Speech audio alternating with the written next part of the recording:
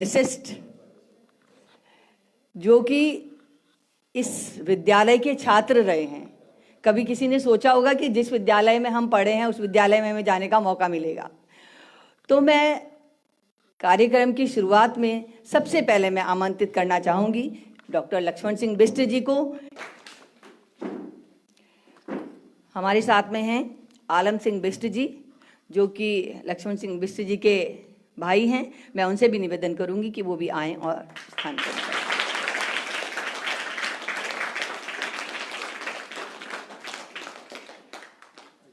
विद्यालय आपका है, प्रांगण आपका है, सब आपका है, लेकिन कार्यक्रम धात का चल रहा है। तो मैं जूनियर हाई स्कूल के प्रिंसिपल सर से निवेदन करूंगी कि वो भी आएं और मंच पर स्थान ग्रहण करें। श्री नरेंद्र सिंह जी।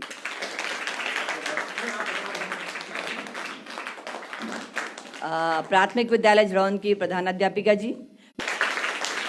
मेरे साथ में हैं शुभम शर्मा जो कि रेडियो जॉकी भी हैं और यहाँ आपकी बहुत सुंदर सुंदर फोटो भी वो खींचने वाले हैं और जो ये फेसबुक लाइव दिखाया जाएगा वो भी वो दिखाने वाले हैं और साथ में आपको एक प्यारी सी छोटी सी कहानी भी सुनाएंगे। ठीक है। और हमारे बीच में विद्यालय प्रबंध समिति के सदस्य हैं, आपका भी इस कार्यक्रम में स्वागत है। कार्यक्रम मैं चाहूंगी कि आप लोग भी बैठ जाएं। बैठकर नहीं कोई बात नहीं, बैठिएगा आप लोग। बच्चे बहुत शांति से बैठे हैं, बच्चों को कोई देखने की जरूरत नहीं है, बहुत प्यारे बच्चे हैं। ठीक है ना बच्चों, पक्का? या मैम को खड़े रहने की जरूरत है? नो ना? ठीक है, बैठिए मैम। मैम बैठिए आप भी।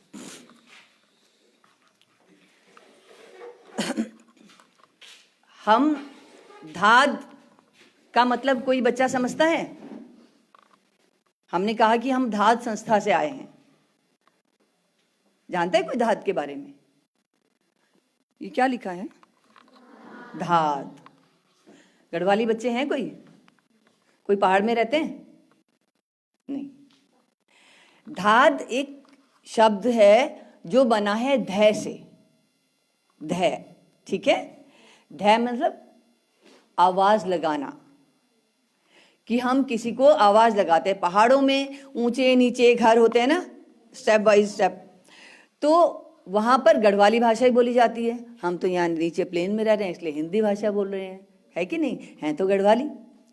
तो गढ़वाली भाषा जो होती है वो भी वैसे भी बहुत प्यारी होती है और उसके शब्द भी बहुत अच्छे होते हैं। तो जो गढ़वाली शब्द है धै, उसका मतलब होता है आवाज लगाना, आवाज देना। ठीक है। हम एक किसी को बुला रहे हैं, मम्मी आवाज लगा रही है, मीना, बीना, रीना, जो भी नाम है उसको आवाज दे रही है, यानी कि वो धै लगा रही है। और जब हम पूरे एक कम्युनिटी को, पूरे समूह को, ग्रुप को आवाज देते हैं, उसका आह्वान करते हैं, तो उसको बोलते हैं धात। यानी हमने एक वचन का क्या बनाया? बहुवचन बना दिया। ठीक है। तो धै एक वचन और धात बहुवचन, यानी सबके लिए है। ठीक है। तो हम धात संस्था की तरफ से हम बहुत सारे सामाजिक कार्य हमारे चलते रहते हैं और इन सामाजिक कार्यों को करने में हम चाहते हैं कि समाज हमारे साथ में आए और हमारे साथ मिलकर के इस सुंदर से देश को, इस सुंदर सी धरती को और सुंदर बनाने का प्रयास करें। और वो हम कैसे कर सकते हैं? कोई बताएगा कैसे कर सकते हैं? हाँ, शिक्षितों को। Very good. और कैसे कर सकते हैं? अभी जब हम आपके बीच में आए हैं, यहाँ पर देखो एक ये बोर्ड रखा है, एक ये रखा है, इसमें कुछ लिखा है? क्या लिखा है? तो इससे क्या करते हैं हम? ये अच्छे कार्यों के लिए है। जब इस दुनिया में, इस संसार में, इस धरती पर हम अच्छे कार्य करेंगे ना, तो हमारी धरती तो अपने आप ही अच्छी हो जाएगी। होती है ना, हम कहीं पेड़ पौधे लगाते हैं, फूल लगाते हैं, जब आपका त्योहार होता है तो आप रंगोली से सजाते हो उसको। ठीक है। तो ये धरती को सुंदर बनाने का एक तरीका है, जो तरीका हम आपके सामने लेकर आए हैं। और उस तरीके में धरती पे सबसे सुंदर कौन लगता है? बच्चे। हमें तो बच्चे, अब सबका अपने अपना सोचने का तरीका है, हमें बच्चे सबसे सुंदर लगते हैं, इसलिए हमने सोचा कि हम इस धरती को इन बच्चों के द्वारा सुंदर बनाएं। बच्चों के द्वारा इसको अच्छा बनाया जाए। तो एक बार पुनः मंचासीन सभी अतिथिगण का स्वागत है। धात संस्था बहुत सारे कार्य करती है और काफ़ी पुरानी संस्था है। मैं तो अभी हम थोड़े समय से जुड़े हैं इसमें, क्योंकि अगर हमें कुछ करना है, कुछ काम ऐसे होते हैं कि हम अपने अर्निंग के लिए करते हैं, पैसा कमाने के लिए करते हैं, कि हमें जो है हमें अपना घर चलाना है, वो करना है, बच्चों का खर्चा उठाना है, इसलिए हमने नौकरी की पहले, ठीक है। उसके बाद हम रिटायर हो गए। तो रिटायर होने के बाद दो तरीके हैं, या तो हम घर में बैठ जाएं, आराम करें, खा पी करके खूब मोटे हो जाएं, या फिर थोड़े से अच्छे काम कर लें। तो दोनों में से कौन सा अच्छा है? अच्छे काम करना, ठीक है। तो इसीलिए हमने धात के साथ मिलकर के इन अच्छे कामों को आगे बढ़ाने की शुरुआत की है। अब धात संस्था क्या है, कैसे काम करती है, क्योंकि हम ज़्यादा समय तो हम वो नहीं करेंगे। कोना कक्षा का भी जो कार्यक्रम है उसके बारे में हम आपको बताएंगे बाद में। सबसे पहले मैं निवेदन करूंगी धात के उपाध्यक्ष जी, कोना कक्षा के संयोजक गणेश उनियाल जी से, कि छोटा सा एक संक्षिप्त परिचय धात का आप देने की कृपा करें, कि धात में कौन कौन से एकांश हमारे चलते हैं और उन एकांशों में क्या क्या काम होता है सूक्ष्म में। उनियाल जी।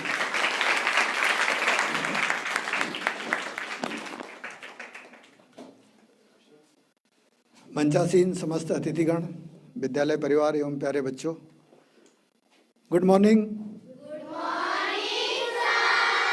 कैसे लग रहा है? बहुत अच्छा लग रहा है, वेरी गुड। बहुत प्यारे बच्चे हो आप लोग। तो धात का अर्थ समझ गए? है ना? ध लगाना और धात देना, यानी लोगों को आवाज़ देना कि आओ और हमारे साथ मिलकर के इस काम को, हम एक अच्छा काम करने जा रहे हैं, हमारे साथ आप भी आइए। तो हम आज आपके यहाँ भी धात लगाने आए हैं। हमारी धात सुनोगे? गुड। धात बहुत पुरानी संस्था है बेटा, और जो भी हमारे नए दर्शक जुड़ रहे हैं उनसे भी मैं आग्रह करूंगा कि वो भी इस जानकारी को लें। बहुत पुरानी संस्था है, 1987 की संस्था है, और शुरुआत में ये गढ़वाली भाषा के ऊपर काम करते थे। लेकिन आज धात बहुत सारे सामाजिक सेवा के कार्य करती है, जिसमें एक सबसे प्रमुख हमारा जो कार्यक्रम है वो है पुनरुत्थान। पुनरुत्थान की जो शुरुआत की गई थी वो आपको पता होगा बच्चों, केदारनाथ में आपदा आई थी 2013 में। वहाँ पे कई गांव के गांव नष्ट हुए थे, बहुत परिवार उसमें समाप्त हो गए थे, और बहुत से बच्चे अनाथ हो गए थे। तो वहाँ पर जब सारी सरकारी सुविधाएं, सरकारी सहायता, संस्थाओं की तरफ से सहायता बहुत सारी पहुँची, लेकिन उसके बाद एक विमर्श ये हुआ कि ये सारी चीज़ें तो ठीक हैं, भोजन भी मिल जाएगा, रहने की व्यवस्था भी ठीक हो जाएगी, लेकिन बच्चों की शिक्षा का क्या होगा?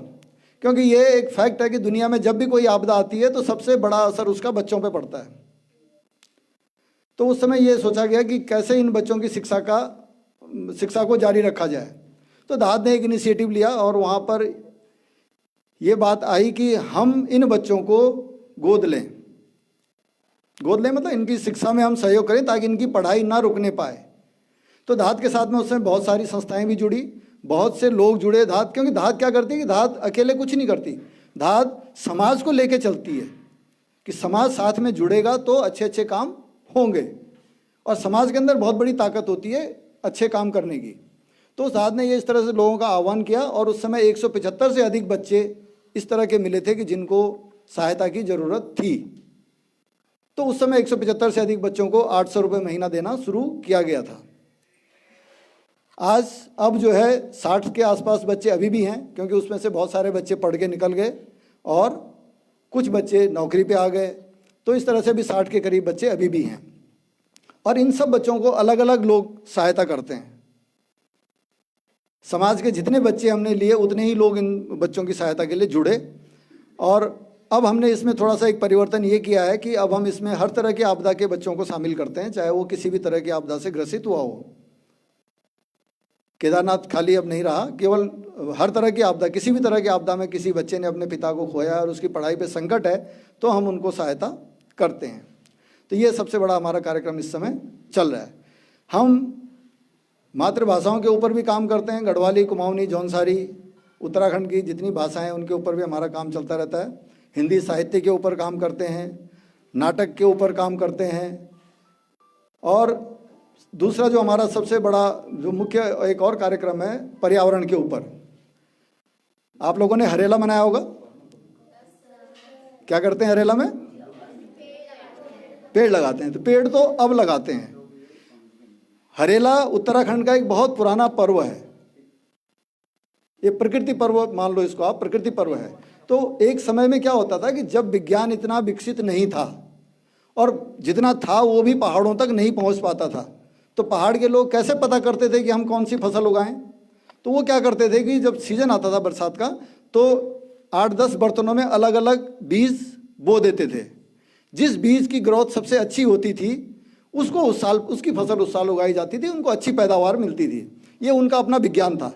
तो पहले ये था, लेकिन बाद में धीरे धीरे क्या हुआ कि जब अब तो हर चीज़ उपलब्ध है, हर सुविधा उपलब्ध है, हर तरह के बीज भी उपलब्ध हैं, अच्छे अच्छे बीज भी उपलब्ध हैं, और उसकी क्लाइमेट की जानकारी भी सब पहले मिल जाती है, कैसा रहेगा, कौन सी फसल अच्छी होगी। तो वो अब इसकी उसका उतना महत्व नहीं रह गया। तो इसको बाद में लोगों ने वृक्षारोपण से जोड़ दिया कि पेड़ लगाएंगे, प्रकृति को अच्छा हरा भरा बनाएंगे। धाद ने भी इसको जो है 2010 से मनाना शुरू किया, क्योंकि ये पर्व लुप्त हो रहे थे। धाद क्या करती है असल में? धाद पहाड़ की जो संस्कृति है, जो उसके पर्व हैं, जो उसके 30 त्यौहार हैं, जो लुप्त हो रहे हैं। क्योंकि लुप्त क्यों हो रहे हैं? क्योंकि हम लोग यहाँ आ गए, और हमारी एक बहुत बड़ी कमी रही है कि हम अपने साथ में अपने 30 त्यौहार लेके नहीं आए। हमने उनको यहाँ आकर के मनाना खुद ही छोड़ दिया है, तो उसके लिए दोषी हम ही हैं। तो जब वो पर्व जो है लुप्त होते रहे तो धाद ने एक बीड़ा उठाया कि इन पर्वों को हम पुनर्जीवित करेंगे। तो हरेला को मनाना शुरू किया, और 2015 में हमने सरकार को इसका ज्ञापन दिया। उस समय हरीश रावत जी मुख्यमंत्री थे, उन्होंने इसको हाथों हाथ लिया और उन्होंने इसको राजकीय स्तर पर मनाना शुरू किया। तब से ये हर साल राजकीय स्तर पे मनाया जाता था, यानी आप इसको राज्य पर्व कह सकते हैं कि ये राज्य पर्व बन गए। और उसके बाद उन्होंने इसकी छुट्टी भी की। आपकी छुट्टी होती होगी ना हरेला के दिन? हाँ, इसीलिए होती है कि आप लोग हरेला मनाएं, पेड़ पौधे लगाएं, और ताकि आपको पूरा समय उसके लिए मिल सके। तो ये हरेला का हमने इस तरह से, और उसके बाद हम 2016 से, पहले हम इसको एक ही दिन मनाते थे, 2016 से हमने इसको पूरे 1 महीने का मनाना शुरू किया। पूरे 1 महीने तक हम कार्यक्रम करते हैं। हम जगह जगह स्कूलों में जा कर के, संस्थाओं में जा कर के, कार्यालयों में जा कर के जन जागरण करते हैं कि आप लोग इस तरह से धरती को हरा भरा बनाने के लिए कम से कम अपने हिस्से का काम करें। उसके बाद फूलदेई आपने सुना? फूलदेई मनाया था। फूलदेई भी एक त्यौहार है पहाड़ का। अभी इस साल सरकार के फूलदेई के लिए भी कुछ आदेश हो गए हैं। उसमें क्या होता है फूलदेई में कि पहाड़ में छोटे छोटे बच्चे, और ये एक चीज़ और बता दूं कि ये बच्चों का अकेला, दुनिया का एक अकेला पर्व है जो केवल बच्चों का है, फूलदेई। तो बच्चे, छोटे छोटे बच्चे क्या करते हैं, जंगल में जाकर के ताजे ताजे फूल चुन के लाते हैं और घरों की दहलीज पे डालते हैं।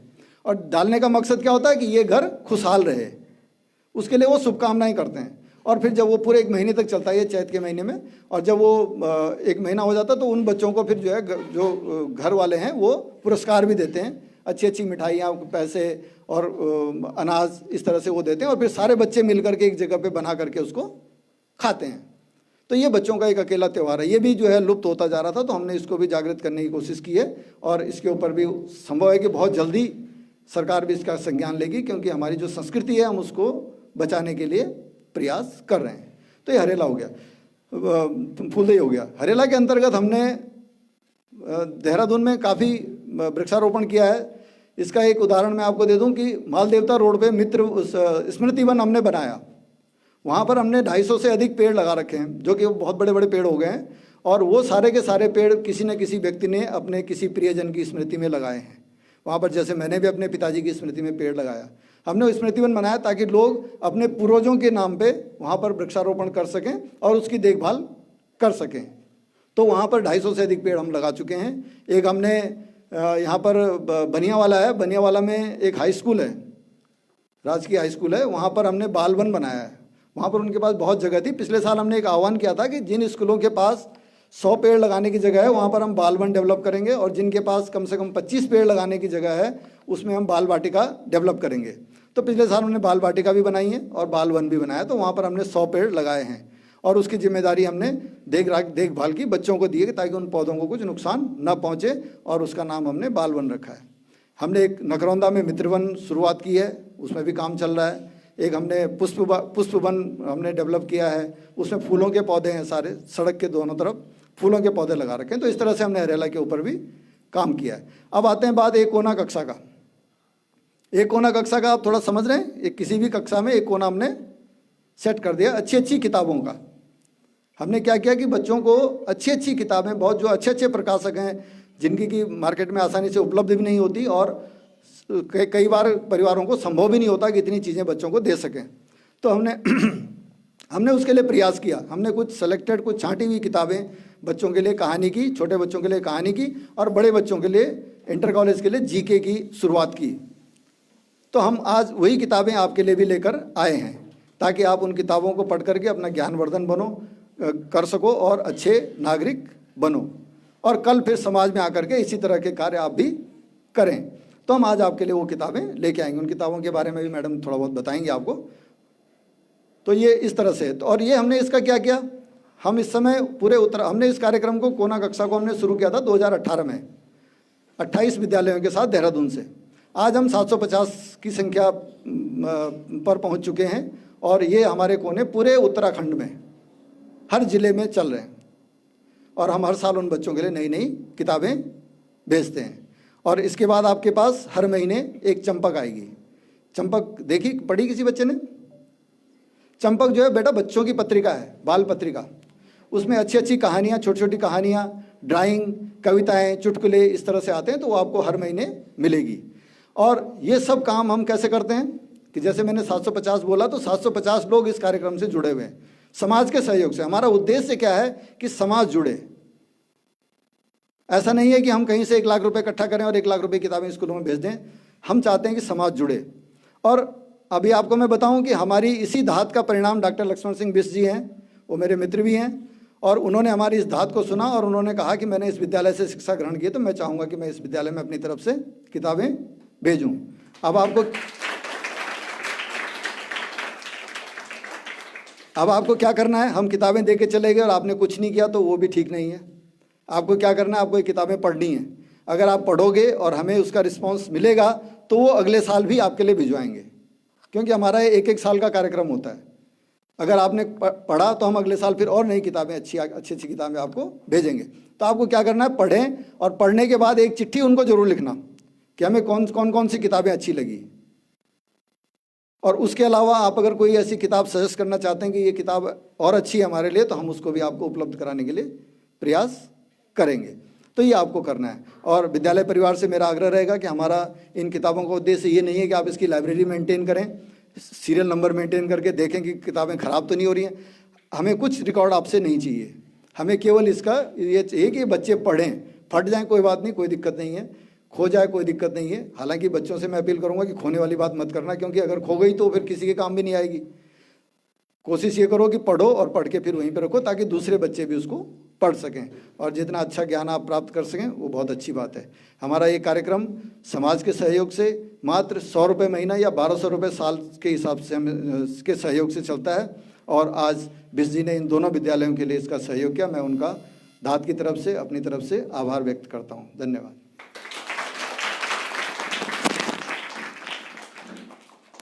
धन्यवाद दुनियाल जी। तो सुना बच्चों आपने? क्या अच्छा, अगर आपने सर से सुना है तो मुझे बताओ क्या क्या बताया सर ने? बताओ, जिसने सही से सुना होगा वो बताएगा सही। कुछ भी नहीं, कुछ भी, जो भी बता सकते हो, एक शब्द, एक लाइन, 2 लाइन, कुछ भी। खड़े हो, इधर आके बताओ। ये देखो सब देख रहे हैं यहाँ आपको बोलते हुए। इधर आ जाओ, आगे आओ।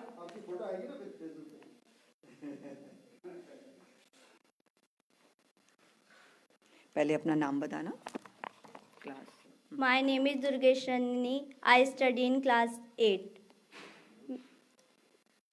क्या बताया सर ने? मैम, सर ने बताया कि हरेला दिवस उत्तराखंड में लुप्त होता जा रहा था, जिसके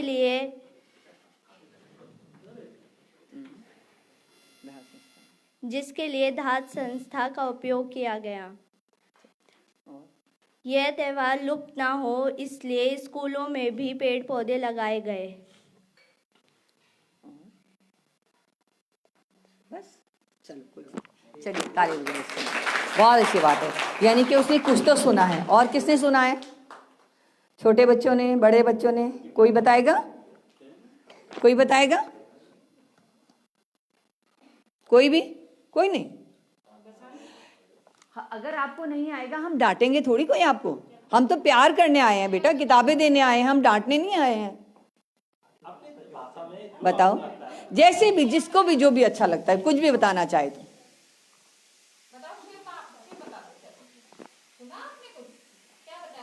इसका मतलब आपने सुना ही नहीं है। आप ही को तो सुनाने आए हैं हम, और आप ही नहीं सुनोगे तो फिर क्या फायदा। चलिए कोई बात नहीं, मैं एक बार फिर से बता देती हूँ, ठीक है? पक्का? सर ने अभी बताया कि जो धात संस्था है, कौन है बता दीजिए। आइए सर, स्वागत है आपका इस कार्यक्रम में, धात के कार्यक्रम में। तो जो धात संस्था है बेटा, उसमें बहुत सारे एकांश चलते हैं। जैसे अभी साहित्यिक एकांश बताया सर ने, जिसमें किताबें लिखी जाती हैं और बहुत सारे उसमें प्रकाशन पे काम होता है। हरेला बताया है, जिसमें हरेला का जो त्यौहार है, क्योंकि जो धात संस्था है सबसे पहला काम कर रही है उत्तराखंड की संस्कृति को आगे बढ़ाने का काम। उत्तराखंड की संस्कृति, हम क्या करते हैं, बाहर के पर्व तो हम मनाते हैं। वैसे तो हम होली, दिवाली और बहुत सारे, अब 25 दिसंबर को क्रिसमस भी मनाया होगा, मनाया था, बहुत सारे बच्चों ने मनाया होगा। लेकिन फूलदई बहुत कम बच्चों ने मनाया होगा, है ना? तो ये हमारे जो उत्तराखंड के हमारे जो त्योहार हैं, ये भी हमें मनाने चाहिए। उत्तराखंड की हमारी संस्कृति क्या है, हमारी भाषा, बोली, ये सब भी, इसका भी इस विश्व में कहीं ना कहीं नाम होना चाहिए। क्योंकि सब अपने अपने प्रदेश के, देश के लिए काम करते हैं कि नहीं? और हमारा जो देहरादून है, ये क्या है? ये भी गढ़वाली क्षेत्र है। हमारे पूरे कितने जिले हैं उत्तराखंड में? 13 जिले हैं। तो इन 13 जिलों में भी अलग अलग भाषा बोली जाती है, अलग अलग बोली अलग होती है, भाषा अलग होती है। तो हम क्या करते हैं, जब हम घर में बात करते हैं ना, 3-4 लोग अगर हम गढ़वाल के बैठ जाएं, कहीं बैठ जाएं, तो हम अपनी भाषा में बात करना शुरू करेंगे। करते हैं कि नहीं करते हैं? लेकिन उस बात को हम यहीं तक न रहने दें, हमारी बात दूसरे देश तक भी जानी चाहिए, आगे तक भी जानी चाहिए। इसलिए इस संस्कृति को आगे बढ़ाने के लिए हम काम कर रहे हैं।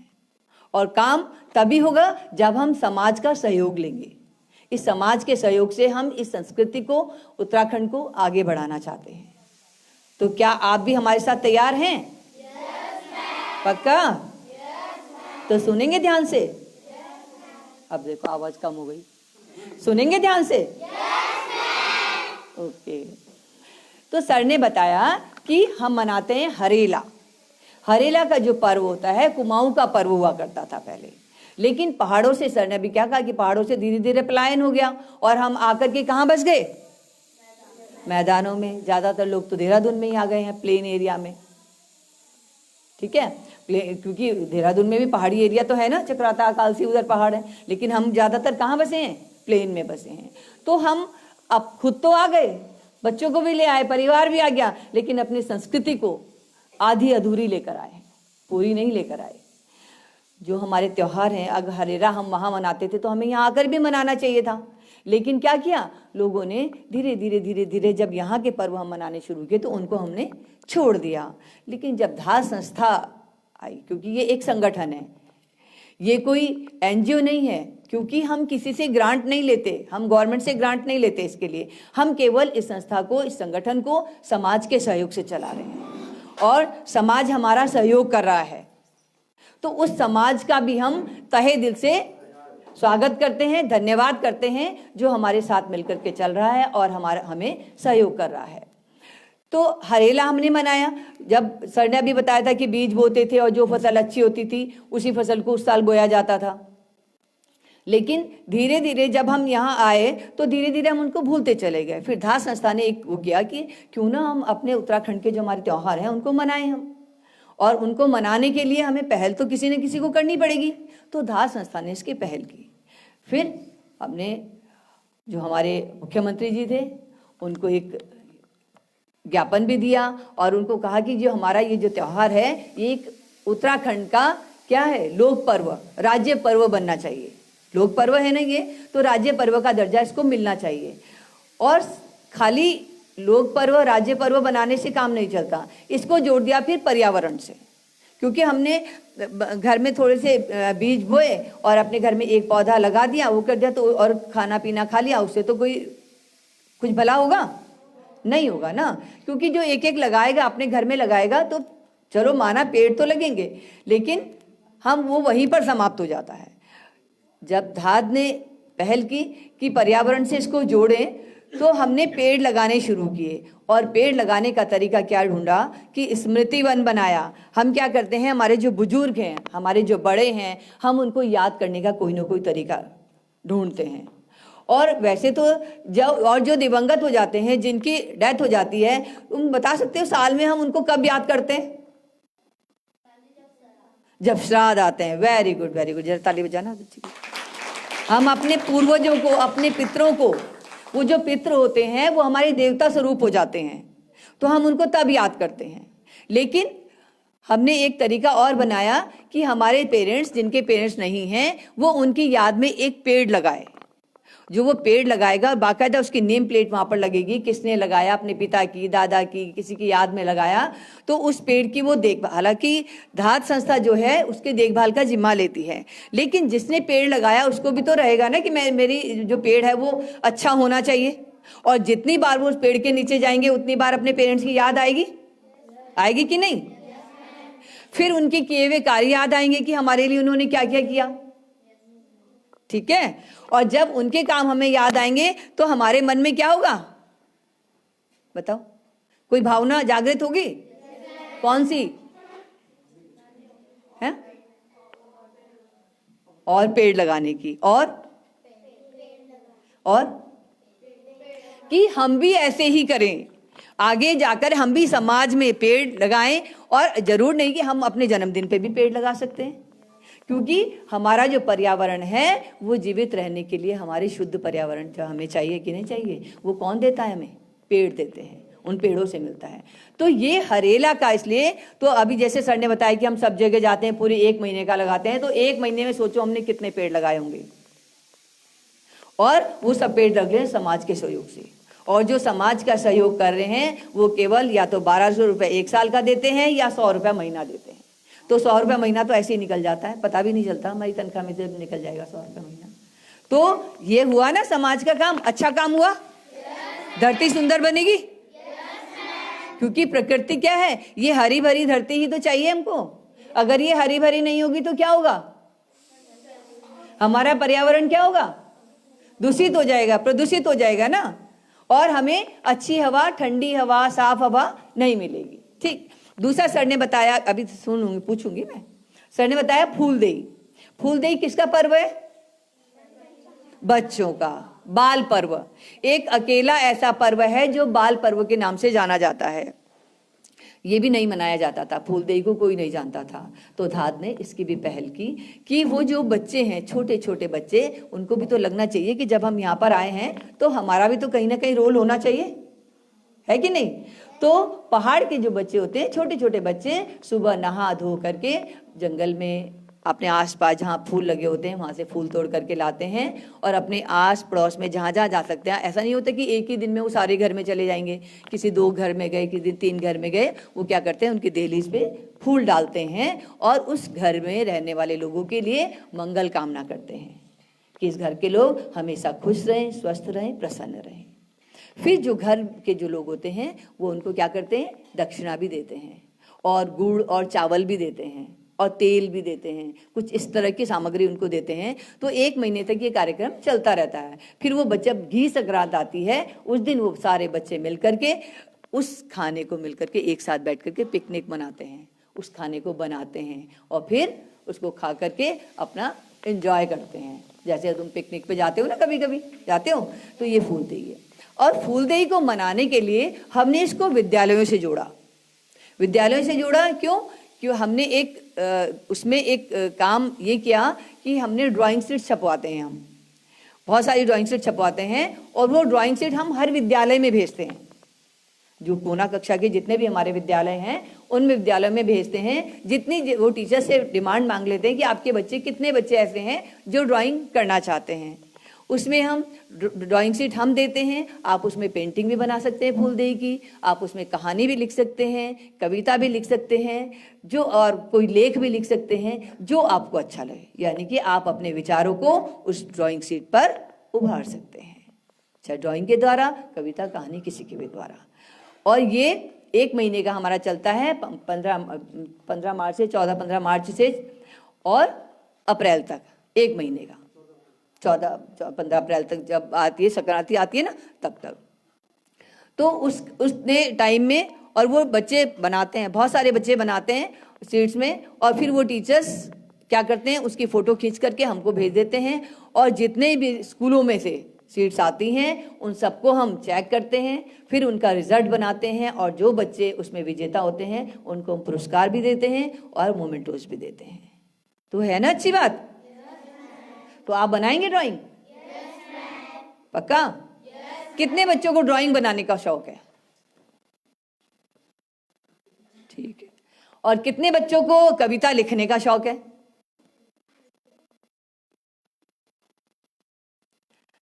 चलिए, आती है कविता लिखनी? शौक है? तो हो सकता है कभी तुम ऐसे ही, यही बच्चे जो होते हैं आगे बढ़कर कोई ऊपर जाने के लिए, कोई डॉक्टर बनने के लिए, इंजीनियर बनने के लिए, राइटर बनने के लिए, ठीक है, या गायक बनने के लिए कोई आसमान से उतर के नहीं आता बेटा, आप लोगों के बीच में से ही बनेंगे सब। और ये तुमने देखा होगा जितने IAS ऑफिसर और वो जो बन रहे हैं वो ज़्यादातर इन्हीं स्कूलों से बने हुए हैं। और सर सबसे बड़ा उदाहरण आपके सामने है, जो डॉक्टर बिष्ट जी हैं, वो इस विद्यालय से पढ़े हैं। तो एक बार उनके लिए जोरदार ताली हो। और वो भी ऑयल के क्षेत्र में। ऑयल जानते हो? तेल, पेट्रोल, जिससे हमारी गाड़ियां चलती हैं, ठीक है, उस क्षेत्र में अरब कंट्रीज में सर काम करते थे, उसमें जॉब करते थे। और अब जब रिटायर होकर आए हैं, अब उन्होंने सामाजिक कार्य करने का जिम्मा लिया है कि भाई अपने लिए तो बहुत किया, अब समाज के लिए किया जाए। तो आप इसी विद्यालय में, वो कहते हैं ना कि गुरु गोविंदो उखड़े काके लागो पाए, बलिहारी गुरु आपने गोविंदियो बताए। तो उस उक्ति को चरितार्थ किया है, सार्थक किया है आज सर ने। गुरु, हाँ वही मैं कह रही हूँ। तो ये जो कोना है, जो उनके गुरुजन रहे हैं, जिन्होंने उनको पढ़ाया है, उनके नाम से वो देखो लिखा है अपने दिवंगत गुरुजनों की पुण्य स्मृति में, ठीक है। तो इसी के उसमें उन्होंने ये कोना लगाया है। आज आपके विद्यालय में जो किताबें दी जा रही हैं ये उन्हीं के नाम से दी जा रही हैं। तो आप इनको पढ़ेंगे? अब 2 त्योहार आपको समझ आए? अब जो कोना कक्षा का जो कार्यक्रम है, ये एक छोटा सा, जैसे कि हमने कोना दिया, एक इतना सा स्टैंड है, देखो इस स्टैंड में किताबें लगी हैं, इसको मैडम सर कहीं भी दीवार में लगा देंगे और आप उसमें से किताबें निकालेंगे, पढ़ेंगे और वापस रख देंगे, ठीक है। तो बहुत सारी किताबें इसमें हैं, अभी मैं बताऊंगी आपको, उनके नाम भी बताऊंगी, ठीक है। तो ये इस तरह से ये जो धात का कार्यक्रम है चलता है। तो कोना नाम दिया है, एक कोना कक्षा का। हमें इतनी सारी जगह नहीं चाहिए, बहुत सारी, कि हमारे विद्यालय में जगह नहीं है, हम कहाँ रखेंगे, क्योंकि लाइब्रेरी तो आपके स्कूल में भी होगी, किताबें अब तो गवर्नमेंट भी काफ़ी किताबें देने लगी हैं, लेकिन ये बहुत छोटी छोटी कहानियों की किताबें हैं जिनको आप इजीली पढ़ सकेंगे। और गाने भी है, वो हैं इसमें, कविताएं भी हैं और गीत भी हैं। तो जिसको जो पसंद हो, एक बच्चा पढ़े दूसरे को दे दे, दूसरा पढ़े तीसरे को दे दे, 2-2 बच्चे एक साथ भी पढ़ के बैठ सकते हैं। आजकल तो कहते हैं कि समूह में शिक्षा होनी चाहिए, ग्रुप में बैठ करके। और अगर आप ग्रुप में बैठ करके पढ़ेंगे तो वो ज़्यादा सार्थक होगा, क्योंकि एक कहानी पढ़ेगा दूसरा सुनेगा भी। कहते ना कि एक अच्छा वक्ता होने के लिए एक अच्छा श्रोता भी होना चाहिए। तो हमें आदत यहीं से पड़ती है। एक बोल रहा है, उसको बोलने की आदत पड़ेगी, दूसरा सुन रहा है, उसको सुनने की आदत होगी, और वो ज्ञान हमारा स्थायी ज्ञान हो जाता है। तो जब आप आगे जाएंगे, बड़े होंगे, तो इन सब चीजों की आपको आदत हो जाएगी। अब समझ आ गया हरेला और फूलदेई? तो ड्राइंग बनाएंगे आप फूलदेई में? आपके स्कूल में, आपका स्कूल हमारी उससे जुड़ गया है, तो आपके स्कूल में भी ड्राइंग शीट्स आएंगी, बनाएंगे? प्रॉमिस? ठीक है। पेड़ लगाएंगे हरेला पे? अपने घर में कोई पेड़ लगाया किसी ने? किसने लगाया अपने घर में पेड़? इतने बच्चों ने लगाए, वेरी गुड। लगा के छोड़ दिया या अभी बड़ा भी हुआ है? कुछ बड़ा हुआ है? किस चीज का पेड़ लगाया था आपने? किस चीज का पेड़ लगाया था बेटा? बताओ।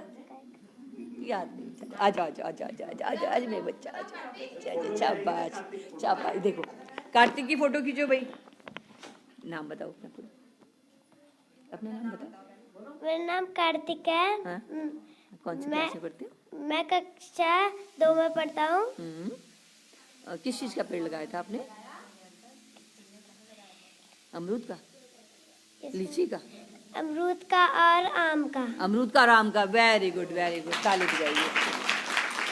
तो ऐसे पेड़ लगाना खाली वो नहीं होता, उसकी सुरक्षा भी करनी चाहिए। आप जब छोटे छोटे बच्चे होते हैं, बच्चे से बड़े हो जाते हैं, पेरेंट्स आपके लिए करते रहते हैं ना, तो अपने जब पेरेंट्स आपके लिए करते हैं तो आपका भी तो फर्ज बनता है ना। और वो जो पेड़ है ना, वो हमसे कुछ मांगता नहीं है, खाली एक छोटी सी क्या मांगता है? पानी और उसके नीचे गुड़ाई और उसकी रक्षा करने के लिए। लेकिन जिंदगी भर हमें देता रहता है वो। अब जब आपने पेड़ लगाया होगा, बड़ा हो जाएगा, तो फल मिलेंगे ना। फल सब खाते हैं? एक दूसरे के पेड़ से तोड़ के भी खाते हैं? खाते हैं? कितने बच्चों ने खाए थे चोरी करके पेड़? खाए? बताओ, दूसरे के पेड़ से चोरी करके किसने खाया? उठाओ उठाओ उठाओ।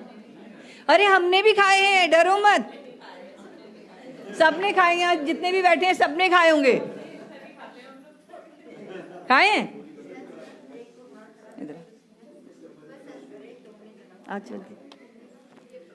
आपने कौन से फल खाए तोड़ के? अमरूद। हम किसके पेड़ से तोड़ा था? किसके पेड़ से तोड़ा था? यहाँ तो नहीं बैठा हो? किसके पेड़ से? ताई जी के। ताई जी के पेड़ से। तो ताई जी ने डांटा नहीं? नहीं डांटा? नहीं, पता नहीं चला। पता नहीं चला उनको? अमरूद अच्छा था? कच्चा तो नहीं था, फेंक दिया होगा आपने? नो मैम, मुझे पक्का था। पक्का था और मीठा था? इसमें खरी अकेले खाया कि अपने दोस्तों को भी दिया था? मुझे अकेला, मुझे कोई खाई नहीं। कोई था ही नहीं, तुमने अकेले तोड़ा चुपचाप से और जेब में रख लिया और घर जाके खाया कि वहीं खड़े होके?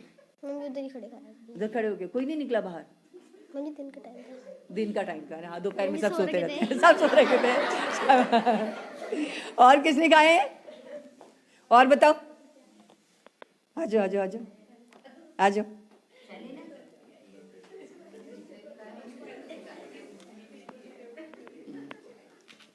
किसका खाया था तुमने? मैम जी, चकोतरे का। चकोतरे? आजकल वो तो आजकल हो रहे होंगे चकोतरे। किसके पेड़ से तोड़े थे? मैम जी, यहाँ पर एक मतलब हमारे गांव में ही है मैम जी, दिन में जाके तोड़े। दिन में जाके तोड़े थे? स्कूल में लेके आई थी या घर में ही खाई? मैम जी, स्कूल में सबको खिलाया था हमने। स्कूल में सबको खिलाया था। वेरी गुड वेरी गुड, चलिए शाबाश। देखा नहीं पर उन्होंने? देखा नहीं? ऐसे ही करते हैं, दिन में जाती हैं इंटरवल में लड़कियां और फिर चकोते तोड़ के लाती हैं और फिर उन्हें रचा के खाते हैं।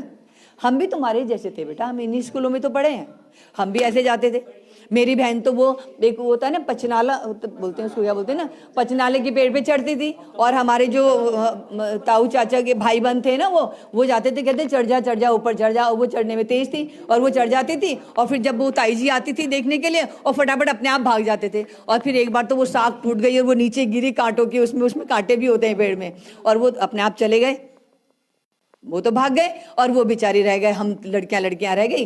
और फिर हम लेकर के तो गए उनको, लेकिन चोट तो खाई नहीं। तो ऐसे काम सब बहुत करते हैं। हमने तो बेर भी खाई है। जंगली वाली बेर खाते हो?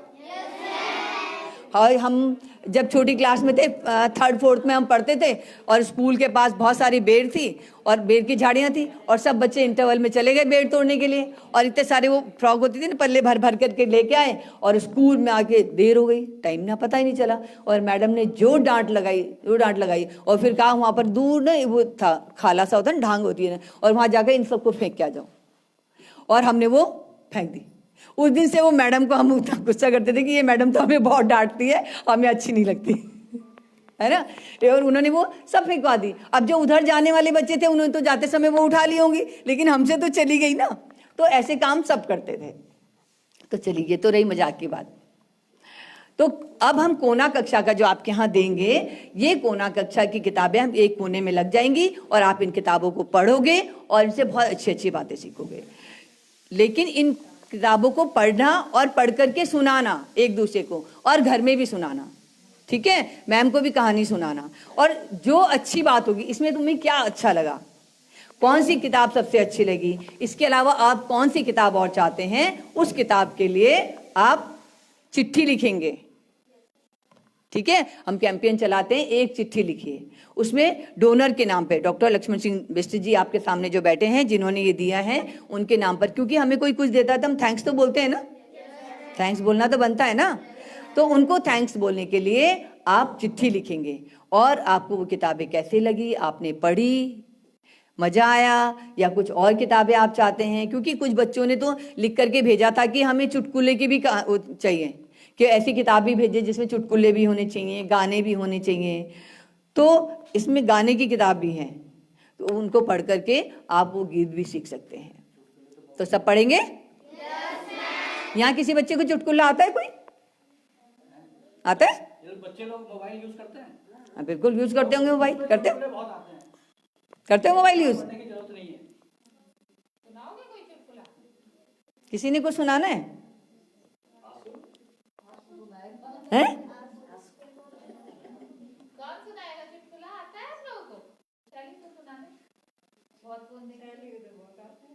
आते? शर्मा रहे हो आप लोग। शर्माना नहीं है, क्योंकि अगर हम शर्माते रह गए ना बेटा, तो हम वहां से यहां नहीं बैठ पाएंगे। सोच रहे हो आप?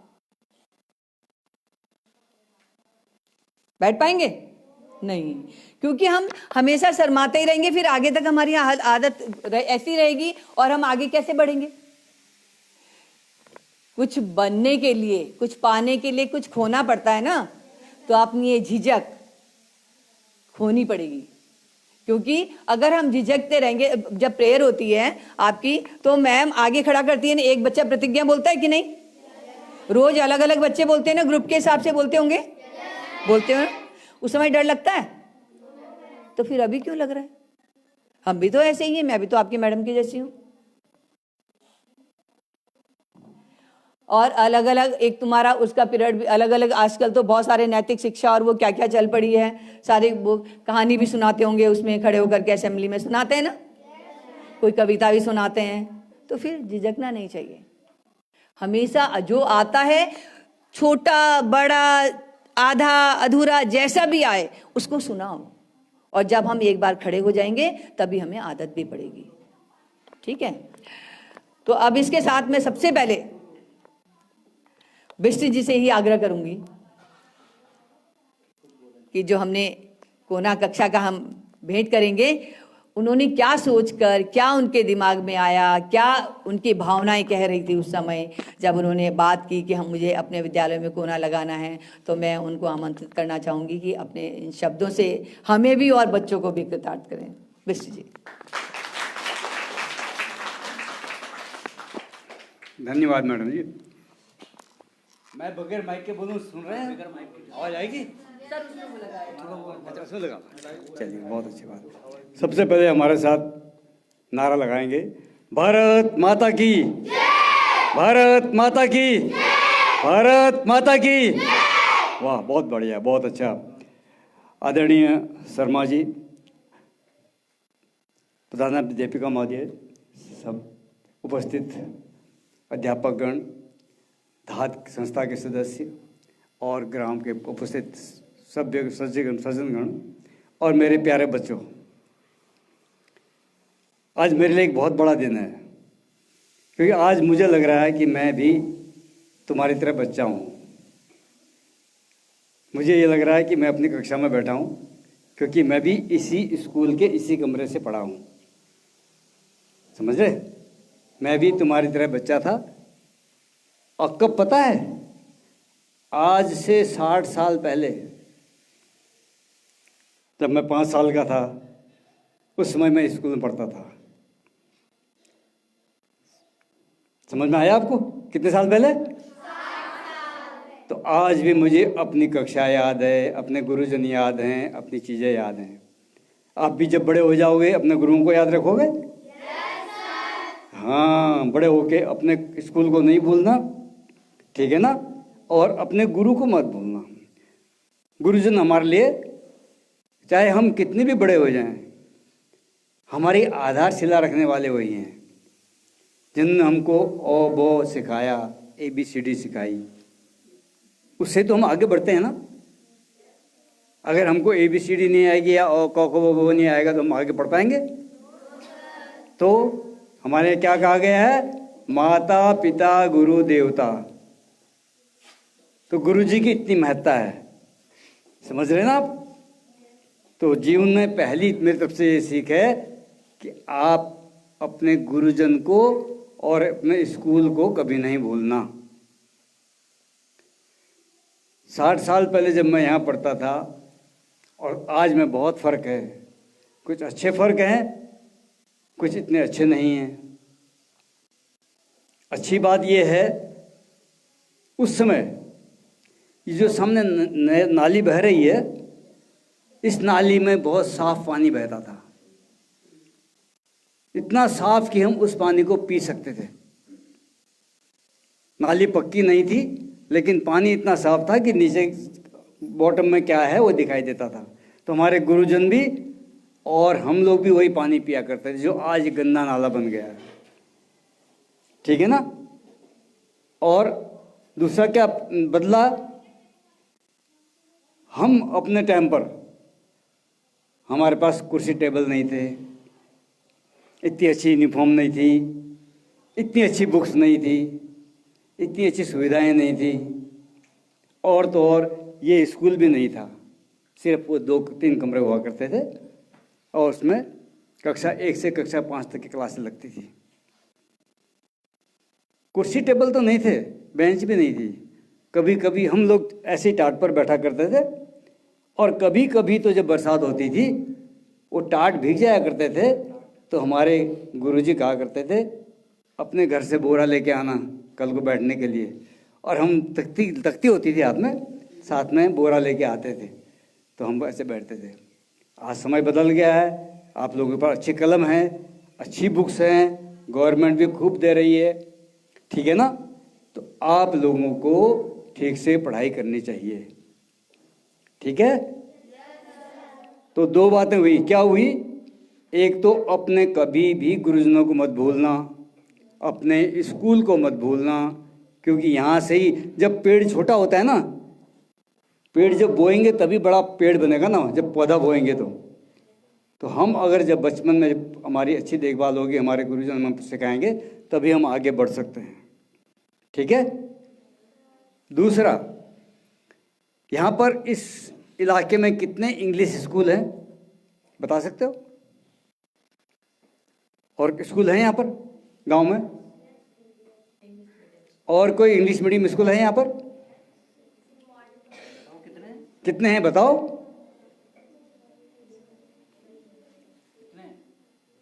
तुमको मालूम नहीं है?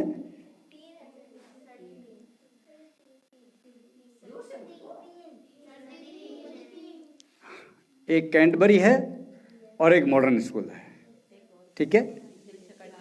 हिल्स एकेडमी तो ऊपर है, पास में है, ठीक है ना? तो तुमको क्या लगता है, तुमको भी वहाँ होना चाहिए? तुमको वहाँ जाने की इच्छा होती है, या तुमको यह लगता है कि तुमको भी इंग्लिश मीडियम स्कूल में पढ़ना चाहिए? मैं बताता हूँ, क्योंकि हमने ज़िंदगी देखी है। जो बच्चे इन स्कूलों से पढ़ के निकलते हैं उनको ज़्यादा फायदा है इंग्लिश मीडियम स्कूलों से। वो आगे जाके ज़्यादा तरक्की करने के चांस होते हैं उनके पास। मैं क्यों कह रहा हूँ? आप लोग बहुत अच्छी हिंदी सीखते हैं, ठीक है ना? वो लोग क्या पढ़ते हैं? हिंदी और इंग्लिश मिक्स। उनकी हिंदी इतनी अच्छी नहीं होती है। अब आप लोग जो अच्छी हिंदी से जो शुरू करते हैं, जिनकी नींव मजबूत होती है, वो आगे जाके इंग्लिश कवर कर लेते हैं। इंग्लिश पढ़ने का तो आपके पास चांस है ना, आप तो बाद में पढ़ लोगे। हमने भी यही किया और हमें कोई प्रॉब्लम नहीं हुई। लेकिन जो इंग्लिश मीडियम स्कूल में हैं उनको आगे जाकर हिंदी पढ़ने का चांस नहीं मिलेगा।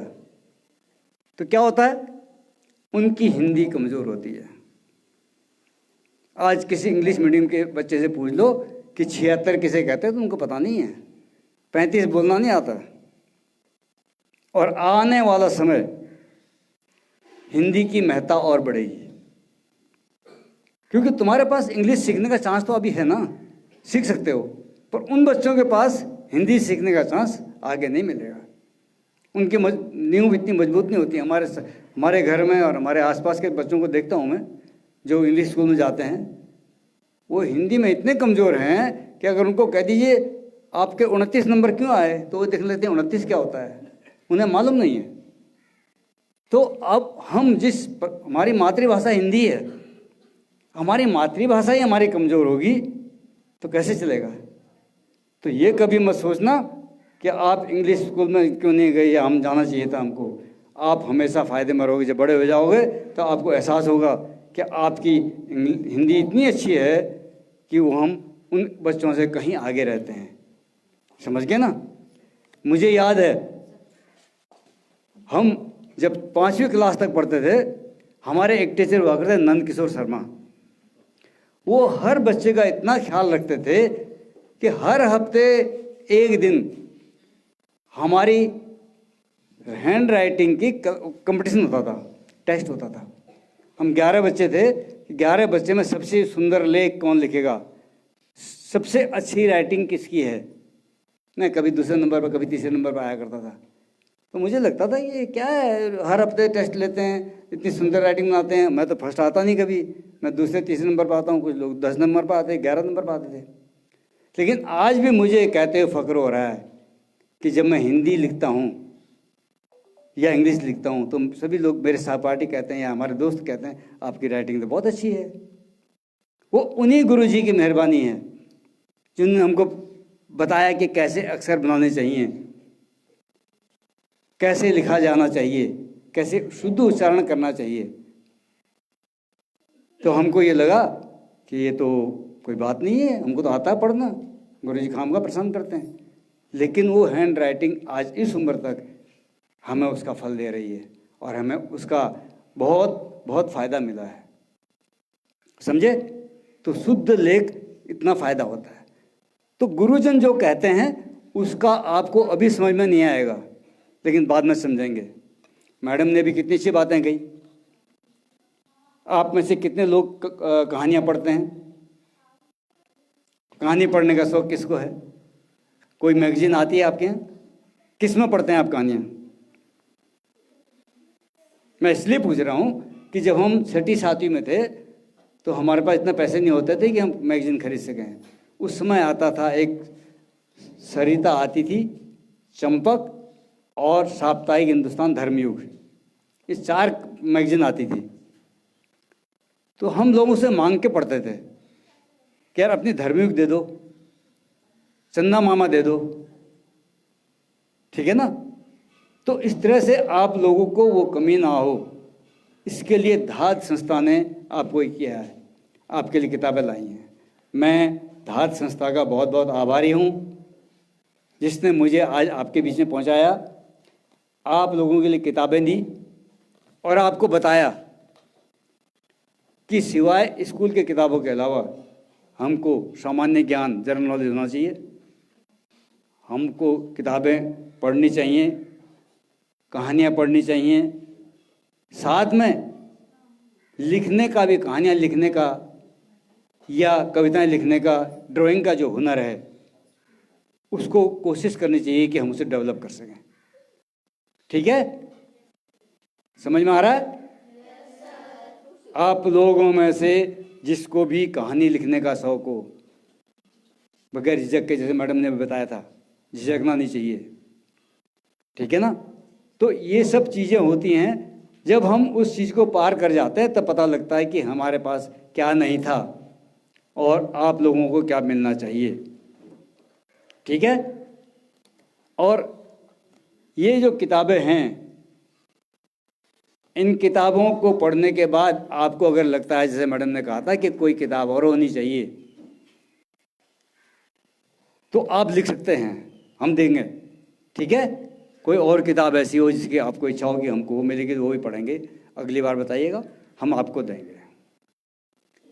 आप में से ही कुछ लोग लेखक बनेंगे, कुछ लोग ड्राइंग करने वाले आर्टिस्ट बनेंगे। अच्छा, मुझे ये बताइए, आप में से किसी ने सोचा है कि मैं बड़ा होकर क्या बनूंगा या क्या बनूंगी? सोचा है किसने? हाथ खड़ा कीजिए। चलिए, अभी तो आप तो छोटे बच्चे हैं, आप बताएं क्या बनेंगे? डॉक्टर। वाह वाह वाह वाह, वेरी गुड। चलो, आप क्या बनेंगे? खड़े हो जाओ।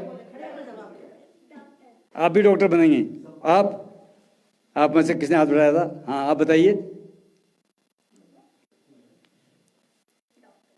डॉक्टर बनेंगे, वेरी गुड। देखिए, आप जब ख्वाब बनाएंगे तभी उन ख्वाबों को पूरा कर पाएंगे। जब हम बड़े होते हैं तो हमारे सामने एक लक्ष्य बनाना चाहिए अपना, कि मेरे को क्या अच्छा लगता है। ये ज़रूरी नहीं कि हर बच्चा एक ही काम करे।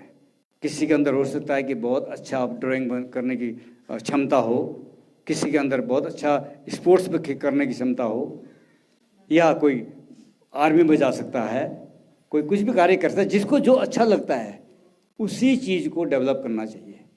ठीक है ना? अब किसी को कविता लिखना अच्छा लगता है तो आजकल कवि लोग देखिए कहाँ से कहाँ पहुँच गए हैं।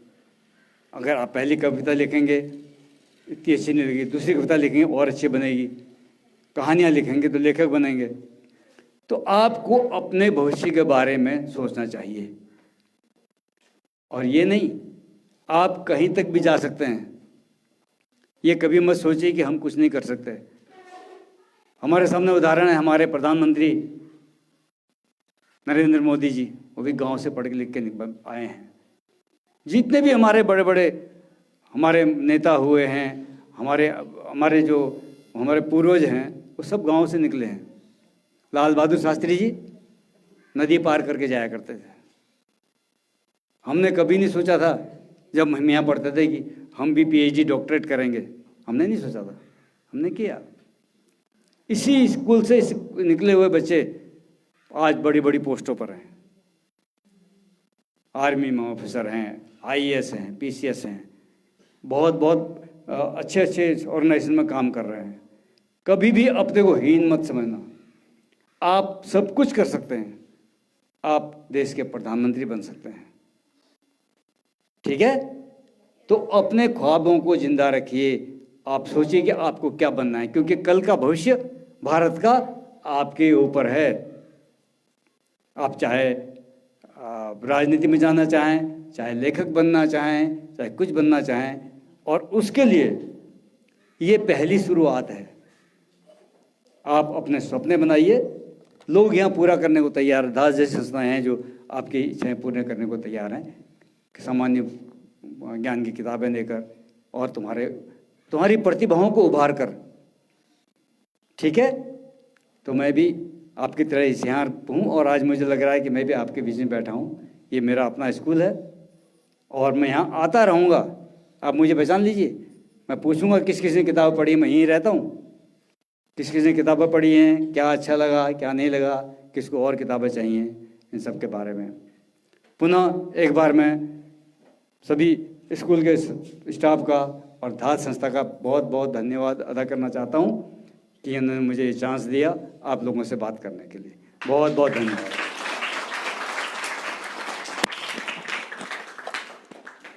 धन्यवाद सर जी, बहुत अच्छे तरीके से आपने इनको समझाया, बताया।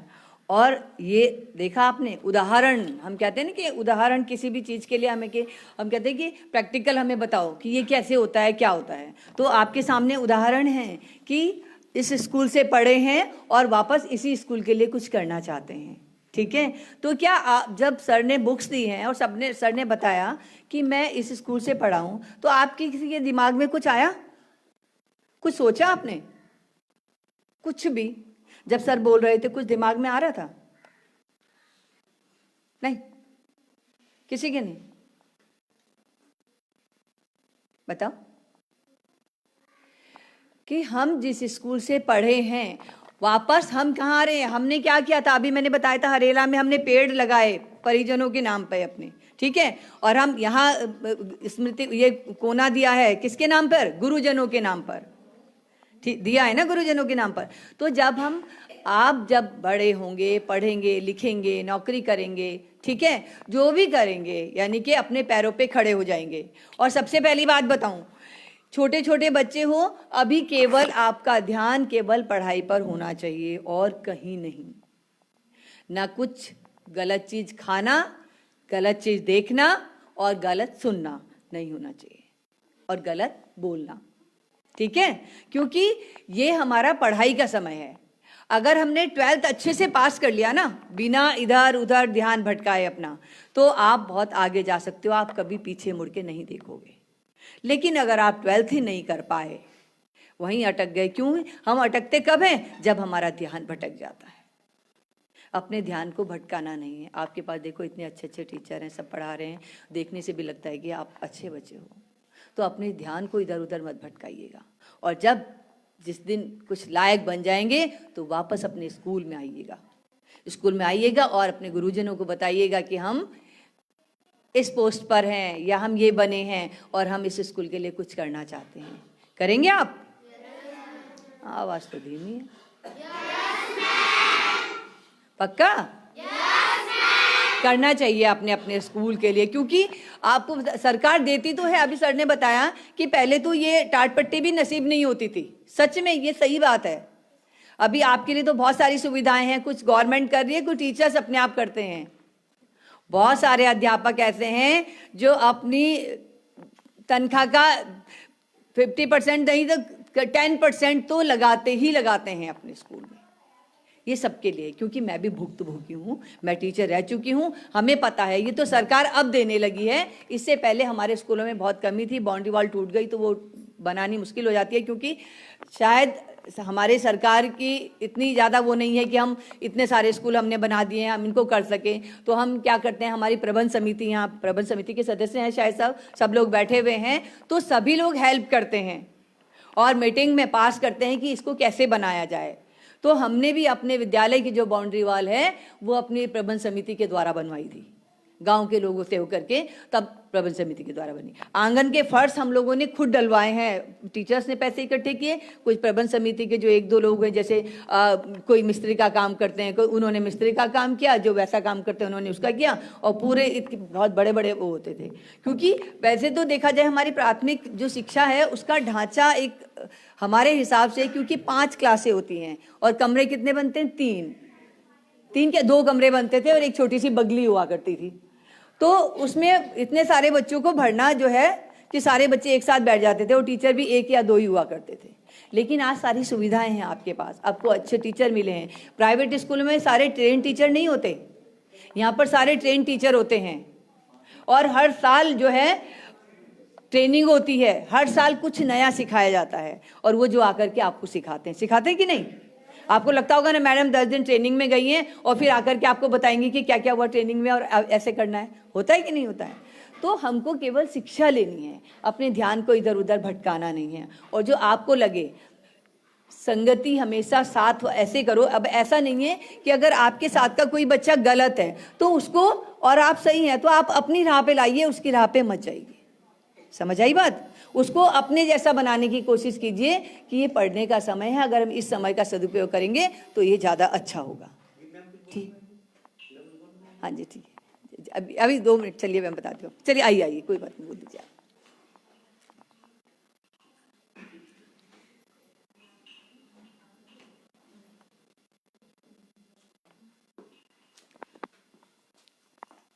बस टाइम कम है।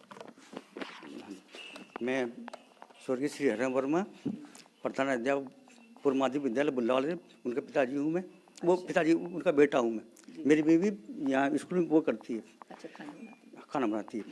मैडम मैं कितनी बार भी आता हूँ ना यहाँ पर, मैं ये राष्ट्र ध्वज है, ये यहाँ पर दारू पीते हैं लोग। मुझे धमकी दी गई, मुझे मारा गया। जी जी जी। उस टाइम हमारी वो बबीता मैम थी। 21 साल हो गए मुझे यहाँ पे स्कूल में करते नौकरी।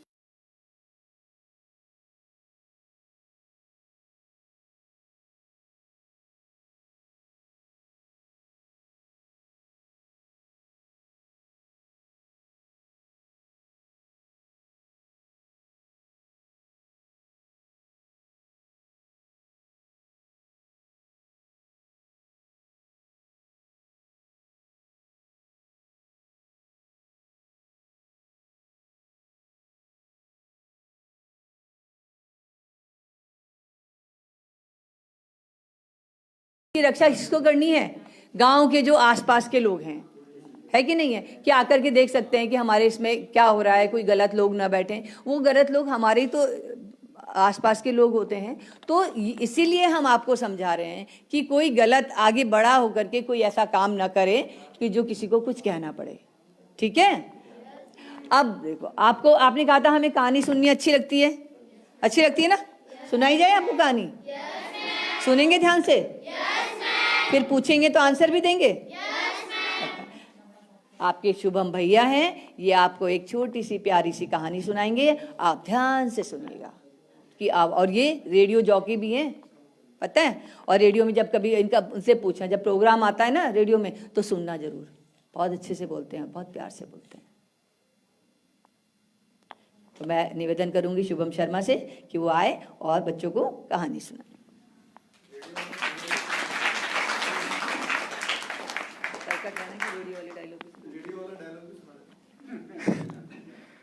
बहुत धन्यवाद आशा मैम, और आप सभी बच्चों को गुड, क्या हो रहा है इस समय? 12 बज चुके हैं।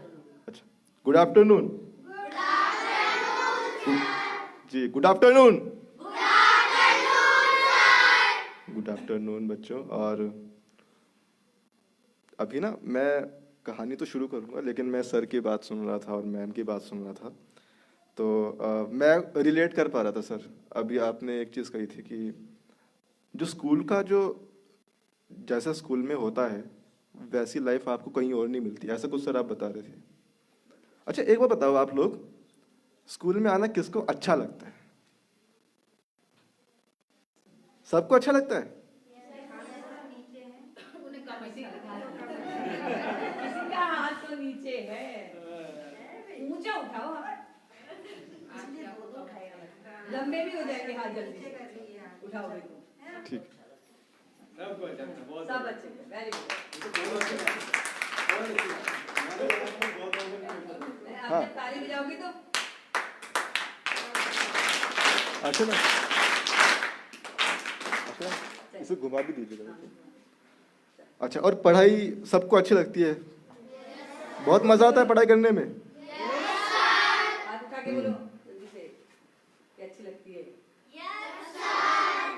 चलो, बहुत बहुत अच्छे बच्चे हैं आप लोग, क्योंकि मैं अगर अपने बारे में बताऊं तो मुझे स्कूल जाना बिल्कुल पसंद नहीं था।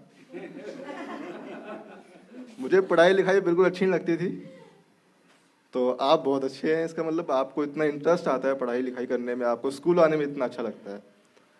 लेकिन क्या होता है कि जब हम स्कूल में हैं, जैसे मैं जब स्कूल में था तो मुझे बिल्कुल, मैं रोते हुए जाता था स्कूल में ना। मैं सर 4th 5th क्लास तक रोते हुए जाता था कि मुझे नहीं जाना स्कूल में भाई। मुझे घर में मम्मी के पास, अम्मा बोलते हैं हम दादी को ना, मुझे तो वहाँ पे जाना है अम्मा के पास, मुझे नहीं जाना स्कूल में। तो सबको पता है कि स्कूल ज़रूरी है, तो मुझे स्कूल में किसी तरीके से छोड़ के अम्मा निकल जाती थी, दादी निकल जाती थी।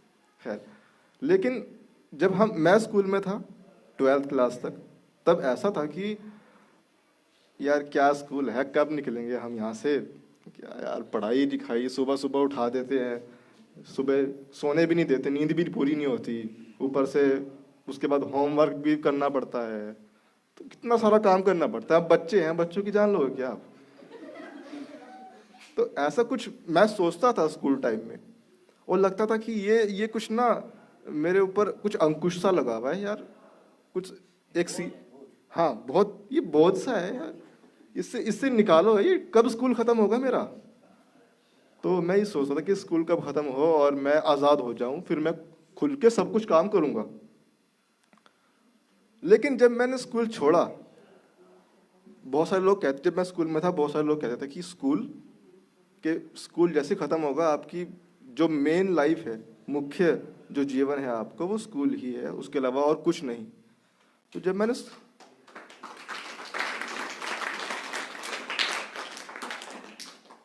मैंने स्कूल छोड़ा, तो शुरुआत के सर 1 साल तक ना मैं आज़ाद घूम रहा हूँ, बिल्कुल पता ही नहीं कौन सा कॉलेज क्या करना है क्या नहीं करना।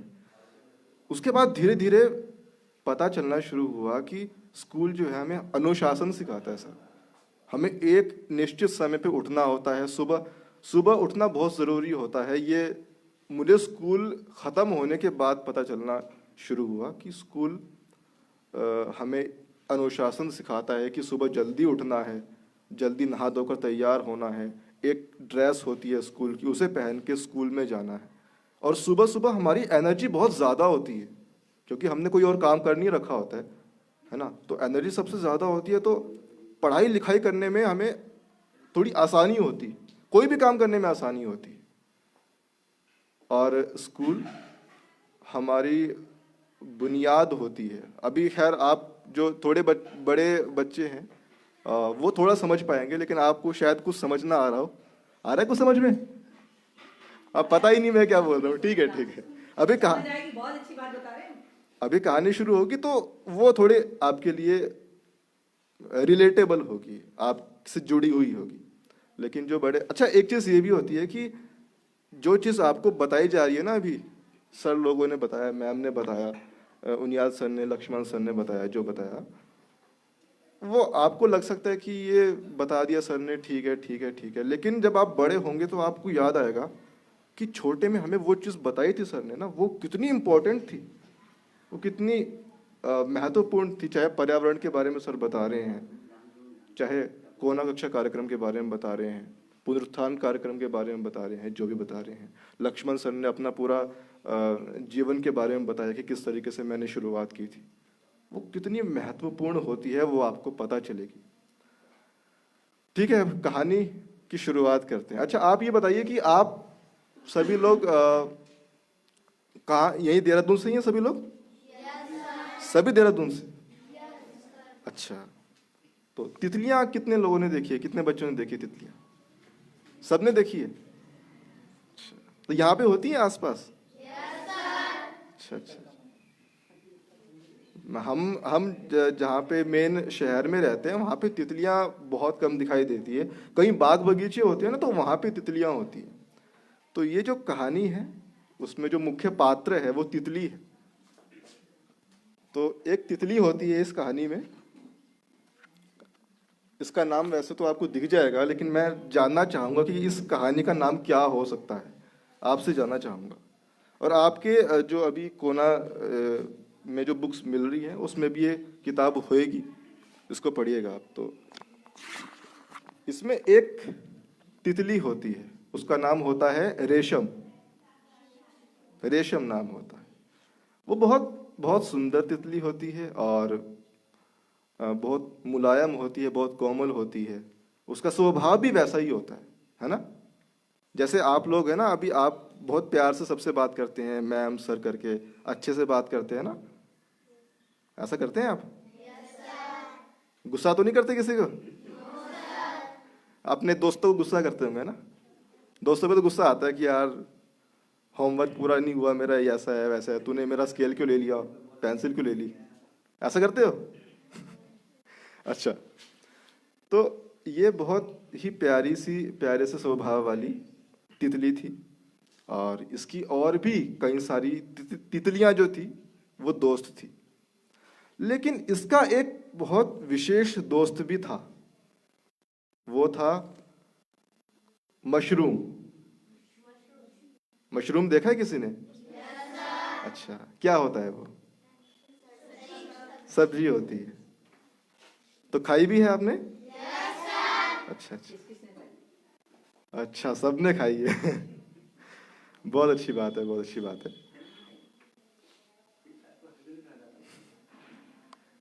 तो मशरूम तितली का दोस्त होता है, बहुत खास दोस्त होता है। जो दूसरी तितलियां हैं उनको लगता है कि यार ये जो तितली है हमारी, रेशम जिसका नाम है, वो मतलब हमारी तो दोस्त है, लेकिन वो मशरूम की क्यों दोस्त है? वो मशरूम आप सभी ने देखा है कि वो देखने में अजीब सा होता है, मटमैला सा होता है, सुंदर नहीं होता। तो तितलियां कहती थी, बाकी जो सहेलियां हैं रेशम की, वो बोलती थी कि इतना कुरूप सा है वो देखने में, तुम इसके दोस्त क्यों हो?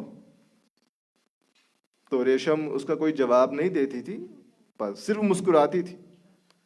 और ये बात जो है सभी तितलियां रोजाना करती रहती थी कि ऐसा है वैसा है मशरूम, उससे दोस्ती मत करो, ऐसा वैसा। उसके बाद क्या होता है कि मशरूम तक ये बात पहुंच जाती है तो अच्छा ये बताओ कि जब मशरूम को पता चला होगा कि दूसरी तितलियां मुझे ऐसा कह रही हैं कि इससे दोस्ती नहीं करनी है, तो मशरूम क्या करेगा? कैसा महसूस होगा उसे? जी, बहुत बुरा लगेगा। और उसके बाद क्या करते हैं, जब हमें लगता है कि जैसे आप लोग हो, आप कोई दोस्त हो, तो किसी तीसरी दोस्त ने कहा कि उससे दोस्ती नहीं करनी है, मतलब वो बुरा है, तो कैसा लगता है आपको? आप कहते हो कि कोई बात नहीं, मेरा तो दोस्त है, मुझसे अच्छे से बात करता है और आपको भी सबके बारे में अच्छा सोचना चाहिए, आप ऐसे बोलते हैं और ऐसा बोलना चाहिए। तो ये जो रेशम तितली थी वो जो है कुछ बोलती नहीं थी अपनी सहेलियों को, जो दूसरी तितलियां उसकी सहेलियां थी, उसको रेशम कुछ बोलती नहीं थी, बस वो मुस्कुराती थी। और मशरूम से उसकी दोस्ती टूटी नहीं। लेकिन उसके बाद मशरूम तक जब इस बात की खबर पहुंची कि रेशम को सब ऐसे बोलती हैं कि मत, इससे दोस्ती मत रखो, ऐसा है वैसा है, तो मशरूम भी कहता है कि रेशम तुम क्यों व्यर्थ में समय जो है अपना गंवाती हो? तुम्हारी सहेलियां ठीक कहती है, मुझसे दूर रहो, तुम्हारी वो सहेलियां हैं, मैं तो एक कुरूप सा मटमैला सा मशरूम हूँ, यहाँ पे मैं खड़ा रहता हूँ, यहाँ पे उगा हुआ हूँ।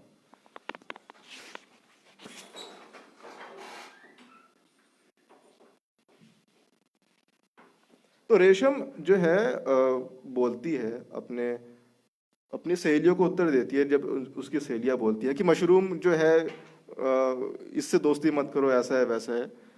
तो वो कहती है कि फूल भी मेरे दोस्त हैं, मेरी तितलियां भी दोस्त हैं, मेरे फूल भी दोस्त हैं, लेकिन मशरूम तुम मेरे बहुत अच्छे दोस्त हो, सबसे खास दोस्त हो। और इस बात का रेशम जो तितली थी उस पर कोई असर नहीं होता है। उसके बाद क्या होता है कि मशरूम को बुरा भी लगता है ना, क्योंकि मशरूम कहता है कि रेशम तुम तो पूरे जो है हर जगह घूमती रहती हो, उड़ती रहती हो, मेरे लिए कुछ ना कुछ लेके आती रहती हो, जानकारी लेके आती रहती हो कि पूरे जंगल में क्या हो रहा है, लेकिन मैं कुछ नहीं कर सकता हूँ। तो जो रेशम है वो उसे सांत्वना देती है ना। जब आपका कोई दोस्त है वो कहता है कि यार मैं तुझे कुछ नहीं कर पा रहा हूँ, तू मेरा इतनी सहायता करती है या करता है, मैं तो कुछ नहीं कर पा रहा हूँ, तो क्या कहना चाहिए ऐसे में? ऐसे में हमें ये कहना चाहिए कि हर व्यक्ति, अभी सर भी कह रहे थे, जितने भी यहाँ पे स्टूडेंट हैं, आप लोग बैठे हैं, जितने भी लोग हैं, हर व्यक्ति विशेष है। अभी आपको शायद लग ना रहा हो कि मैं पढ़ाई में अच्छा नहीं हूँ, या मैं किसी एक सब्जेक्ट में अच्छा नहीं हूँ, मैं खेल कूद में अच्छा नहीं हूँ, लेकिन जितने भी आप लोग बैठे हैं ना, वो सारे विशेष हैं बहुत। वो आपको समय के साथ पता चल जाएगा। और उसके लिए आपको ये है कि आपको ये लगातार छोड़ना नहीं है कुछ भी, चाहे पढ़ाई हो, चाहे खेल कूद हो, चाहे कोई भी कला, कोई भी कौशल आप लोग जानते हो। तो रेशम ने भी यही कहा, किसको? मशरूम को।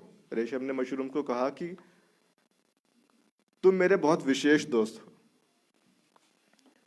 और लेकिन मशरूम तो थोड़ा सा सैड रहता था, बहुत उदास रहता था कि ये मैं तो हमेशा यहीं पे रहता हूँ, मशरूम मेरी, तितली मेरी दोस्त है, वो रेशम मेरी दोस्त है, लेकिन मैं कुछ नहीं कर पा रहा। तो रेशम ने बिल्कुल यही बात कही कि मशरूम, सृष्टि हर किसी को कुछ न कुछ सोचकर ही बनाती, तो तुम में भी कोई ना कोई विशेष बात होएगी। तो ऐसे ना समय बीतता गया, ये सारी चीजें चल रही थी, समय बीत रहा था, और मशरूम जो है बूढ़ा हो रहा था। बहुत बड़ा हो जाता है ना मशरूम, तो उसके बाद टूट जाता है ना।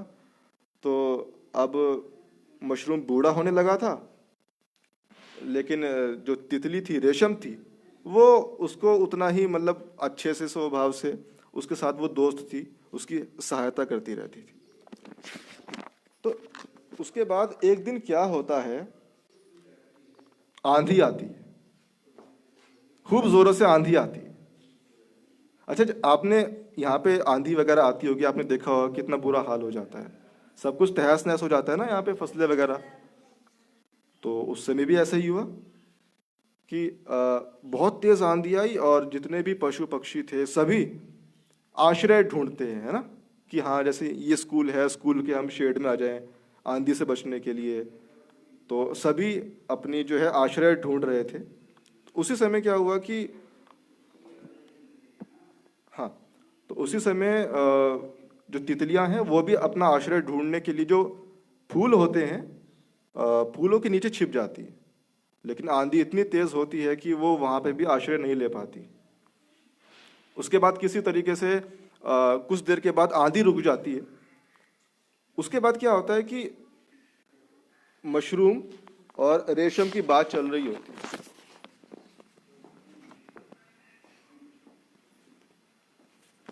तो मशरूम जो अब बूढ़ा हो चुका है और मशरूम क्या कह रहा है रेशम को, वो यही कह रहा है कि मैं किसी काम नहीं आ पाया तुम्हारे, मैं बहुत बूढ़ा हो चुका हूं, है ना। तो उसके बाद होता ये है कि मशरूम कहता है कि मैं जो है अब ज्यादा समय तक जिंदा नहीं रह पाऊंगा और तुम जो है मुझे छोड़कर चली जाओ। लेकिन क्या होता है कि अब आंधी रुक चुकी है, सब कुछ शांत है, लेकिन थोड़ी देर के बाद बारिश होनी शुरू हो जाती है। अब जब आंधी के बाद बारिश होती है तो आपको पता है कि कैसी बारिश होती है, कैसी होती है। यूजुअली आमतौर पर जब आंधी के बाद बारिश होती है तो वो बहुत तेज होती है। जितना आंधी ने नुकसान किया होता है ना, बारिश भी उतना ही नुकसान करती है। देखा आपने, कभी नोटिस किया, कभी देखा नुकसान होते हुए? कुछ नहीं देखा। बहुत अच्छी बात है, नुकसान अच्छा भी नहीं होता है ये बहुत अच्छी बात है। लेकिन होता है जब ऐसा कुछ होता है ना, जब आंधी आती है, बहुत तेज बारिश आती है, तो कुछ जगहों पे बाढ़ आ जाती है। देहरादून में भी ऐसा होता है कुछ इलाकों में। तो ऐसा हो रहा था और उसके बाद जब बारिश बहुत तेज आ रही थी और ऐसा लग रहा था कि सभी मतलब तितलियों का या और जो अन्य पशु पक्षी हैं उनका बचना मुश्किल होगा, तो तितलियां अपने बारे में ये देख रही थी। मशरूम ये कहता है रेशम से कि रेशम अभी मैं मरने वाला हूं, तो तुम एक काम करो कि बारिश बहुत तेज है और बहुत पानी हो चुका है, जब बारिश आ रही है तो आप लोग जिंदा नहीं बच पाओगे और अपने घर तक नहीं जा पाओगे। तो अभी मैं मरने वाला हूं और मेरी जो शेप है कैसी होती है मशरूम की शेप? छाते जैसी होती है ना। हाँ, तो मशरूम कहता है कि मैं छाते के जैसा हूं, तो आप लोग मेरे नीचे छुप जाओ और बारिश से बचो और मेरे नीचे मुझे पकड़ के आप अपने घर तक चले जाओ, जैसे हम छाता पकड़ के जाते हैं ना अपने घर पे। हाँ, तो मशरूम ये कहता है कि ऐसे कर लो आप। तो मशरूम की ये बात रेशम को मतलब अच्छी नहीं लगती। वो कहती है कि नहीं, मैं ऐसा नहीं करूंगी बिल्कुल भी, मैं ऐसे तुम्हें परेशान नहीं कर सकती ऐसे वैसा। तो मशरूम कहता है कि तुम्हें मेरी कसम है कि तुम्हें ऐसा करना होगा। तो अब जब कसम मिल गई है तो उसके बाद जो रेशम है वो अपनी एक और सहेली के साथ मशरूम को छाता बना के अपने घर तक जाती है और उसके बाद ऐसे करते हुए सारी जितनी भी तितलियां हैं उनको घर तक पहुंचा देती है। लास्ट में जितनी भी तितलियां हैं वो अपने घर तक पहुंच जाती है, लेकिन अकेली बचती है बाद में। कौन बचती है? रेशम। तो रेशम अकेली बचती है और मशरूम वहीं पे होता है। और विशेष बात ये होती है कि जैसे ही सारी जो तितलियां हैं वो पहुंच जाती है और रेशम आखिरी में बचती है, तो जो मशरूम है उसकी भी मृत्यु हो जाती है। तो ये एक दोस्ती की कहानी थी और जब आप पढ़ेंगे तो थोड़ा सा आपको अलग लग सकती है, लेकिन ये बहुत शॉर्ट में मैंने जो बताया वो ऐसी ही। अच्छा, तो आपको मैंने कहानी की शुरुआत में कहा था कि आप कुछ नाम बताएंगे इसका, कि जो कहानी बताई मैंने, थोड़ा गैस कीजिए, क्या नाम हो सकता है इसका? हाँ बताओ बताओ, वैसे तो देख लिया होगा वैसे। हाँ बताओ बताओ, कुछ भी नहीं, गलत भी हो सकता है, देखो जरूरी नहीं कि क्या चीज।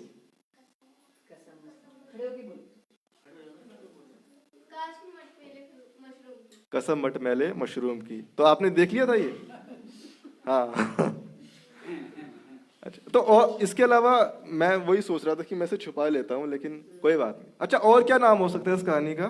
क्योंकि इसमें एक तितली होती है और एक मशरूम होता है, उनकी दोस्ती की कहानी है ना ये। हाँ, तो दोस्ती में भी कुछ ना कुछ इसका जो है वो नाम हो सकता है कि मशरूम और रेशम की दोस्ती, मशरूम और तितली की दोस्ती, है ना।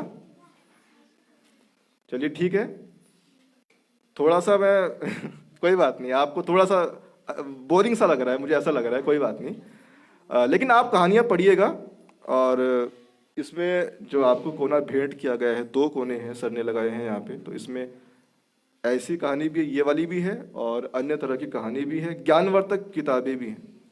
तो आप सब कुछ पढ़िएगा, और जो सवाल होगा आपका हमारे धात के संदर्भ में, तो उसके बारे में आप अपने टीचर से भी पूछ सकते हैं।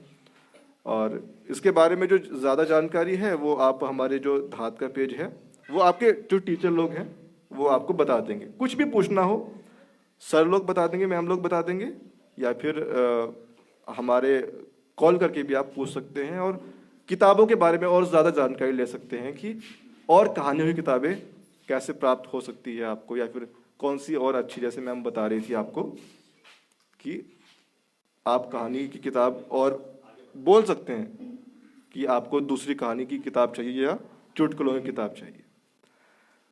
ठीक है, थैंक यू। आगे वाले बच्चे, आगे वाले बच्चे, हाँ क्या बढ़ रहा है वहां पे, क्या चीज़ है वहां पे? चलिए ठीक है, बहुत धन्यवाद, आपने बहुत शांति से सुना और बातचीत वगैरह बिल्कुल नहीं की, और आप बिल्कुल, ये स्कूल लाइफ है, इसको एंजॉय कीजिए।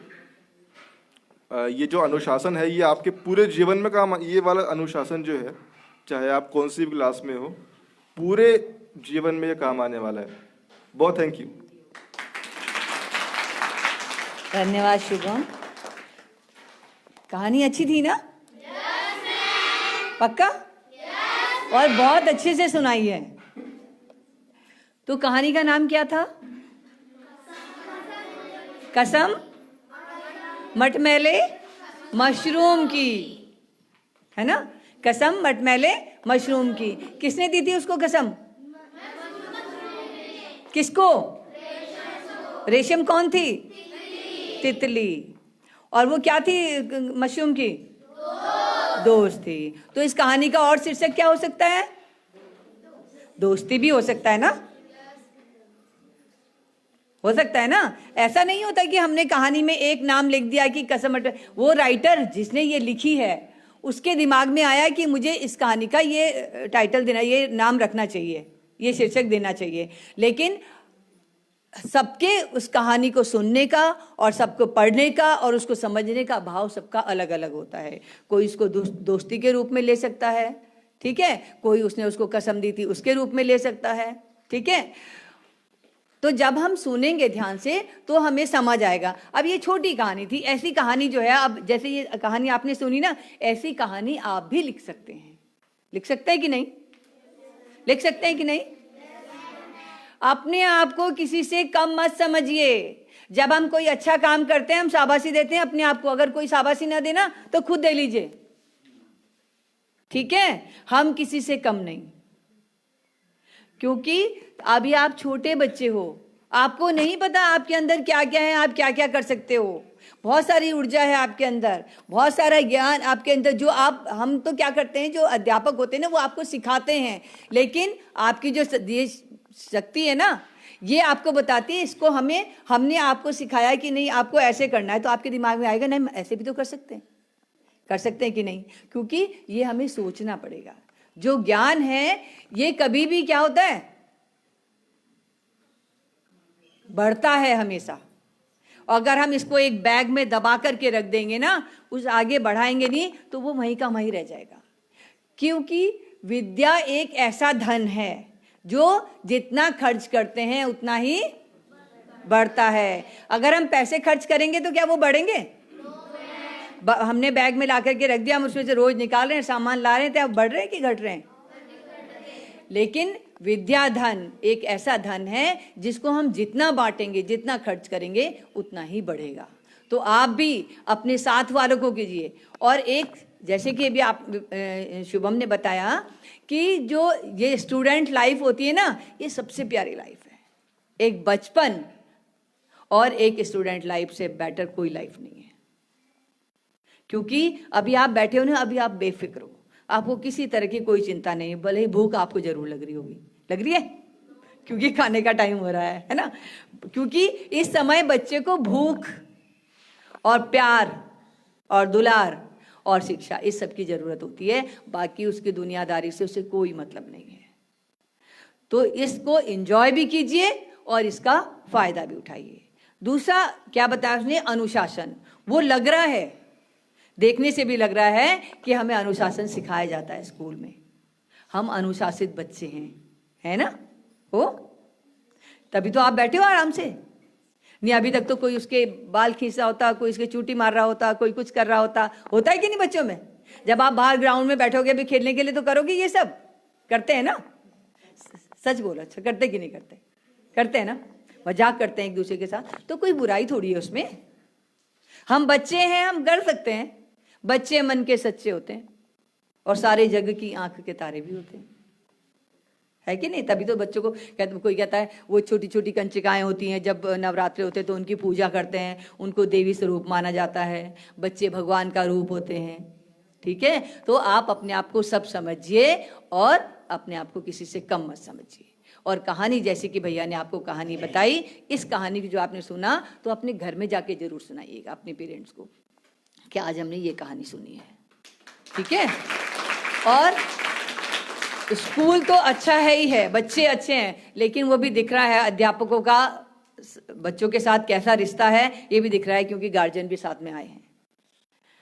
और इसका मतलब ये गार्जियन जो है एक्टिव है अपने बच्चों के प्रति जो है, क्योंकि हमारा पढ़ना, हम पढ़ रहे हैं, हम बच्चों को पढ़ा रहे हैं, और हम क्या करते हैं, इन बच्चों के लिए दिन रात हम मेहनत करते हैं। लेकिन अगर ये बच्चे, अगर हम महीने में, हफ्ते में या 2 महीने में एक बार भी स्कूल में जाकर अगर हमने नहीं पूछा कि हमारा बच्चा क्या कर रहा है, पढ़ रहा है, नहीं पढ़ रहा है, तो बेकार है।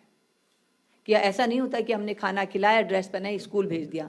उसको आप भी देखिए, ये मैं आप लोगों के लिए कह रही हूँ कि आप घर में जाके, भले ही आप में से पढ़े लिखे हैं, नहीं है, ये कोई नहीं है, आप उसको बोलिए कि 1 घंटा, आधा घंटा आप अपनी किताब निकाल करके बैठिए, बैग खोल करके, तो कुछ तो पढ़ेगा। भले ही ना उसको समझ में नहीं आ रहा, लेकिन किताब में देखेगा तो कुछ तो समझ आएगा उसको। तो इतना तो हम अपने बच्चों के लिए कर सकते हैं ना, क्योंकि हमारी कमाई तो पेट भरना नहीं है, खाली इन बच्चों को लायक बनाना है। और बच्चों से ये है कि आप ये सोचें कि जो समय हमारे मम्मी पापा ने देखा है वो हमें ना देखना पड़े, और बड़े होकर हम आपको इस लायक बनाए कि हम आपको बिठा के खिला सकें। आप हमें इस लायक बना दीजिए और हम आपकी सेवा करेंगे, ठीक है? तो कार्यक्रम हमारा लंबा चल रहा है, अब मैं ज़्यादा समय नहीं लूँगी। हम हाँ जी, हाँ जी, हाँ जी, सुनाइए सुनाइए। लोग सुनना चाहेंगे? सही है? हाँ, तो मैं एक छोटा सा जोक सुनाता हूँ कि जोक तो नहीं है, लेकिन एक छोटी सी बात है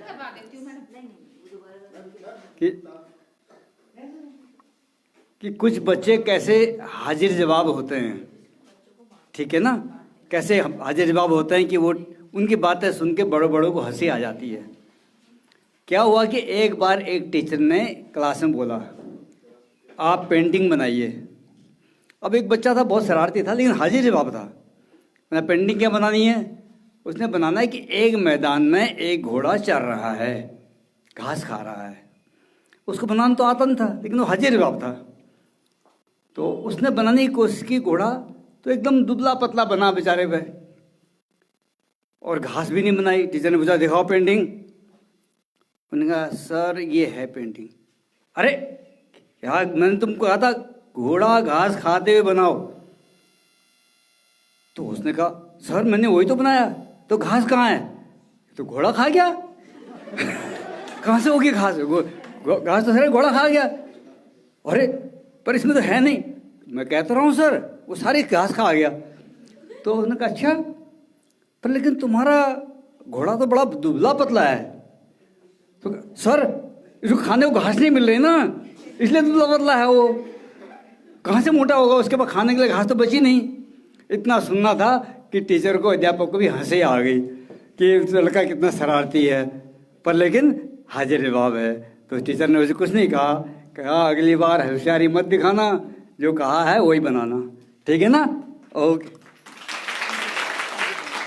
अच्छा कोई बच्चा सुनाना चाहेगा? कोई कविता कहानी?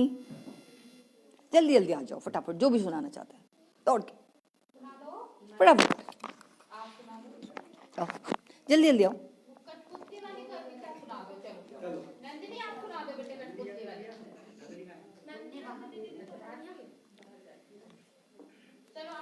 कोई सुना रहा है? कोई भी कुछ?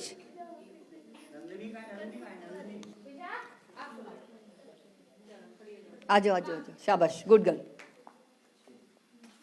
किसी को चुटकुला आता है तो वो भी याद रखना अभी। मेरा नाम फीज़ा है, मैं कक्षा 7 में पढ़ती हूँ। आज मैं आपके सामने कविता प्रस्तुत करना चाहती हूँ जिसका शीर्षक है हम पंछी उन्मुक्त गगन के। हम पंछी उन्मुक्त गगन के पिंजर बंद ना गा पाएंगे, कनक तीलियों से टकराकर पुलकित पंख टूट जाएंगे। हम बहता जल पीने वाले मर जाएंगे भूखे प्यासे, कहीं भली है कटुक निबोरी कनक कटोरी की मैदा से। स्वर्ण श्रृंखला के बंधन में अपनी गति उड़ान सब भूले, बस सपनों में देख रहे हैं तरु की फुंगी पर के झूले। ऐसे थे अरमान की उड़ते नीले नभ की सीमा पाने, लाल किरण सी चोच खोल चुकते तारक अनार के दाने। होती सीमाहीन क्षितिज से इन पंखों की होड़ा होड़ी, या तो क्षितिज मिलन बन जाता या तंती सांसों की डोरी। नीर न दो चाहे टहनी का आश्चर्य छिन्न भिन्न कर डालो, लेकिन पंख दिए हैं तो आकुल उड़ान में विधन न डालो। धन्यवाद। और कोई? और कोई? आ जाओ जल्दी जल्दी। कोई गाना भी सुना सकता है, गढ़वाली गाना, हिंदी गाना? अच्छा जल्दी आओ, जल्दी जल्दी जल्दी बेटा फटाफट। अरे आ जाओ।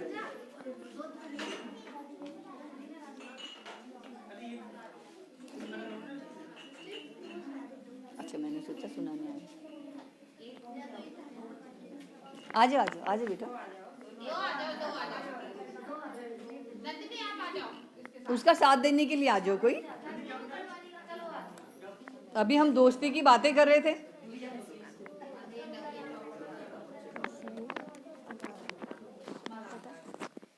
My name is Radhika, I reading class 8। मैं आपको एक गढ़वाली गाना सुनाना चाहती हूँ।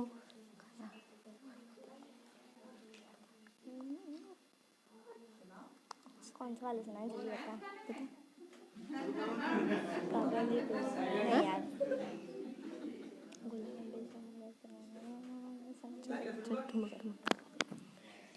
ठुमक ठुमक जब हिटे जे तू पहाड़ बटुमा, छम छमा पायल घुंघरू बजर तर घुटमा। ठुमक ठुमक जब हिटे जा तू पहाड़ बटुमा, छम छमा पायल घुंघरू बजर तर घुटमा। डाल जल कंगन हाथ में चूड़ी छन हरा, डाल जल कंगन हाथ में चूड़ी छन हरा। चुनरी तेरी ओए होए चुनरी तेरी जमकेनी गुलाबी शरारा, चुनरी तेरी जमकेनी गुलाबी शरारा। धन्यवाद। बहुत अच्छा, बहुत सुंदर, बहुत सुंदर। तो तभी तो कहते हैं कि कोशिश करने वालों की कभी हार नहीं होती, है ना? ये कविता भी तो तुम्हारी किताब में है। नन्ही चींटी जब दाना लेकर चलती है, चढ़ती दीवारों पर 100 बार फिसलती है। मन का विश्वास रगों में साहस भरता है, चढ़कर गिरना गिरकर चढ़ना न अखरता है। और फिर लास्ट में क्या है, आखिर उसकी मेहनत बेकार नहीं होती। तो जब हम करेंगे ना, कोशिश करेंगे ना, तो सब कर पाते हैं। अब उन्होंने कैसे अच्छे से गाया। और कोई थोड़ा छोटा करो तो भूख लगे। ठीक है। अब सब बच्चों को भूख लग रही है, लग ही नहीं रहा। यहाँ पर किसी को भूख भी लग रही होगी, है ना? नहीं लग रहा है ना? तुम गा रहे हो? अरे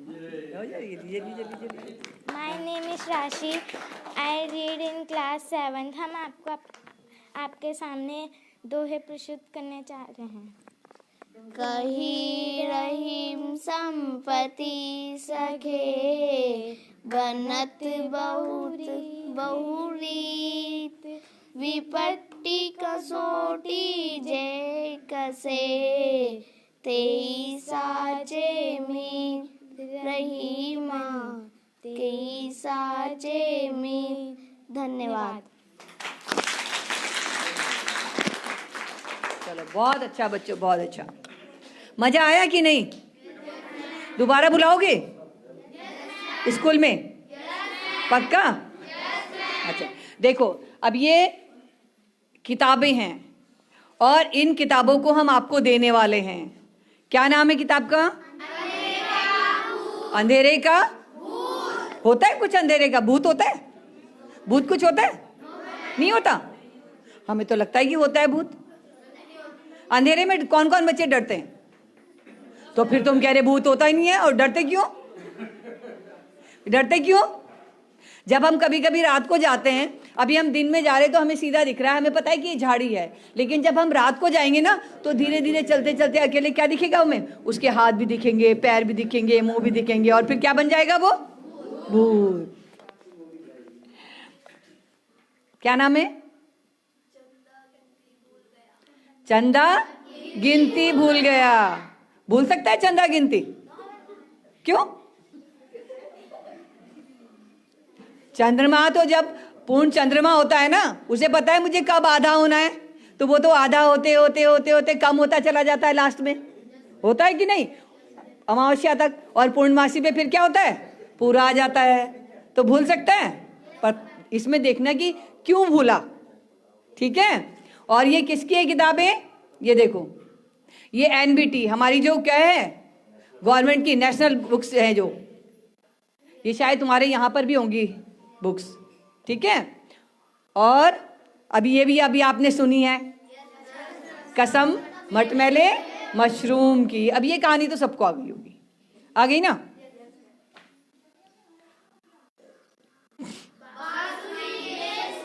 कौन बजा रहा है बांसुरी? भालू बजा सकता है? क्यों? जब बंदर सब कुछ कर सकता है तो भालू क्यों नहीं कर सकता? तुमने देखा नहीं, बंदर को नचाने के लिए आते हैं। अब तो नहीं आते, अब तो बहुत सारी वो हो गई, पहले आते थे ना, ऐसे भालू को भी लेकर के आते थे। ठीक है। ये क्या है? सौर मंडल की शहर का क्या है? सौर मंडल क्या होता है? सौर मंडल सुना है नाम सौर मंडल का? क्या होता है भाई? हमारा जो क्या है, जिस पृथ्वी में हम रह रहे हैं, ये कहाँ है? सौर मंडल में। ये भी तो है। तो जितने हमारे ग्रह होते हैं वो सब कहाँ हैं? सौर मंडल में हैं। तो उसके बारे में इसमें बताया गया है। और ये किताबें जो हैं, सारी किताबें अच्छे प्रकाशन से ली गई हैं। एकलव्य प्रकाशन है ना, NBT की बुक्स हैं इसमें, और प्रथम की भी हैं। तो ये हमने बहुत छांट करके बुक्स ली हैं कि ताकि बच्चे जो हैं इनको अच्छे से पढ़ सकें। ऐसे ही प्राथमिक वालों की भी बुक्स बता दूं मैं। इसमें और भी बुक्स हैं, मैंने 2-4 के ही नाम बताए हैं खाली। अब छोटे बच्चे भी देखें, छोटे बच्चे बताएंगे अब क्या लिखा है। भालू ने खेली फुटबॉल। अब तुम भालू के साथ फुटबॉल खेलना। ठीक है। किताब को पढ़ना। और क्या कर सकते हैं हम? स्कूल में मुखौटे बनाते हैं ना, बनाते हैं ना, बनवाए होंगे मैम लोगों ने, मुखौटे बनाते हैं ना, वो मुखौटे लगा करके फिर आप इसको, पहले कहानी को पढ़ना, फिर मुखौटे लगाना और फिर एक्टिंग करना। ठीक है?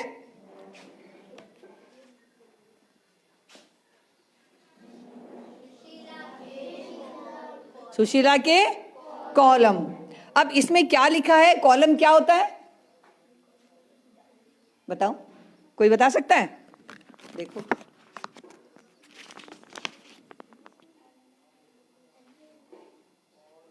देखो, देखो, कुछ दिख रहा है क्या?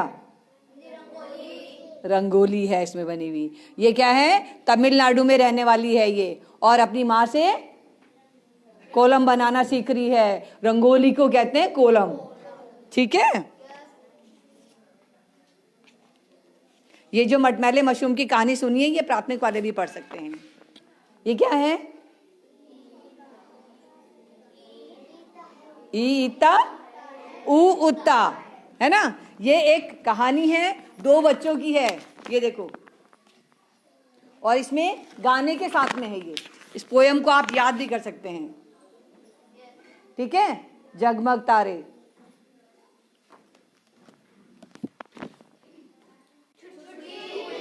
छुटकी उल्ली, ये 2 चिड़ियाएं हैं छोटी छोटी, और एक का नाम छुटकी है, एक का नाम उल्ली है, ठीक है? तो ये इस तरह की किताबें हैं, लेकिन इनका फायदा तब होगा बेटा जब आप इनको पढ़ोगे आराम से, ठीक है? पढ़ेंगे ना सब बच्चे? और चिट्ठी लिखेंगे?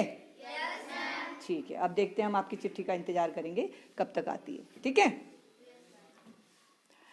तो कार्यक्रम को अंतिम छोर पर ले जाते हुए बता दी थी, बताया था किसके नाम पे लिखनी है चिट्ठी? बताओ। डॉक्टर लक्ष्मण सिंह बिष्ट जी के नाम पर, ठीक है? वो हैं आपके डोनर। नाम तो याद हो गया बच्चों को, और ये नाम याद होना ही बहुत जरूरी है। गांव के, ठीक है? और सर आते भी रहेंगे, और जो कुछ भी कहना होगा तो सर से बेहिचक कहिएगा, ठीक है? कोई झिझकने की जरूरत नहीं। डरो तब जब गलती करते हो, बिना गलती के डरने की जरूरत नहीं है, ठीक है? लेकिन क्या कहते हैं ना, एक शर्म और हया जो होती है वो होनी चाहिए, लेकिन नजरों से होनी चाहिए। हम बड़ों के सामने जब बात करते हैं ना, तो अगर हम सच्चे हैं तो फिर हम सामने देख करके बात करते हैं, लेकिन अगर हमने गलती की है तो हमारी गर्दन झुकी रहती है। तो इस गर्दन को झुकाने के काम कभी मत करना, ठीक है? अब मैं अंत में विद्यालय के प्रधानाध्यापक जी से निवेदन करूंगी कि वो 2 शब्द इसके बाद इसके बाद करते हैं। धन्यवाद मैडम। आज इस भाव संस्था के अंतर्गत कक्षा कोना शिक्षा का कार्यक्रम की जो प्रणेता है विजय स्कूल को अपने सहयोग से किताबें मुहैया कराइए डॉक्टर गंभीर सिंह बिज जी, लक्ष्मण सिंह बिज जी, साथ में उनके साथ आई मैम गंगा बिज मैडम, और इसी स्कूल में अध्ययनरत शिक्षा ग्रहण करे श्री आलम सिंह बिज जी, साथ ही साथ इस स्कूल को आच्छादित करने वाली संस्था ढाट के श्री गणेश पुनिया जी, इस कार्यक्रम को संचालित करने वाली मैडम आशा डोभाल मैडम, और इस कार्यक्रम को कवर करने वाले आप सभी का बहुत बहुत धन्यवाद। और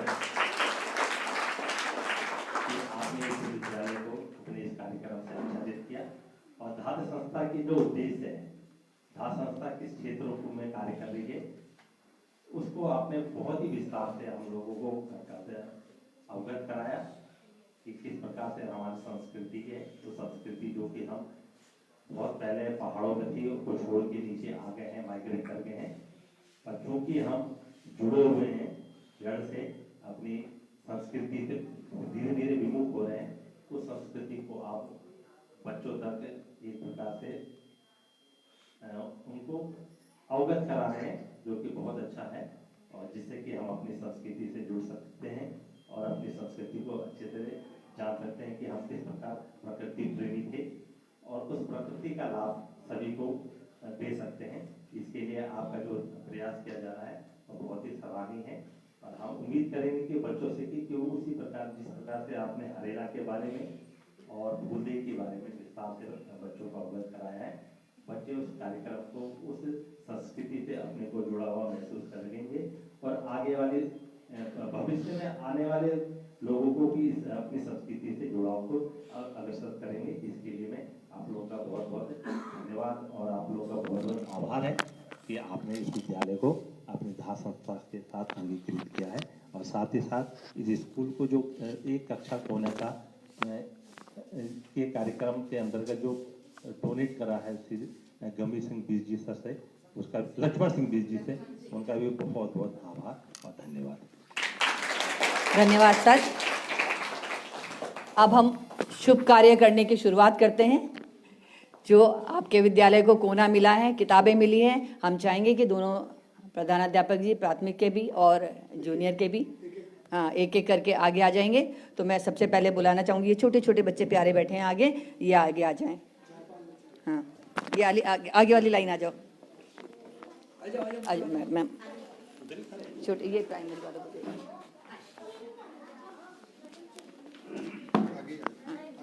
आगे आ जाए।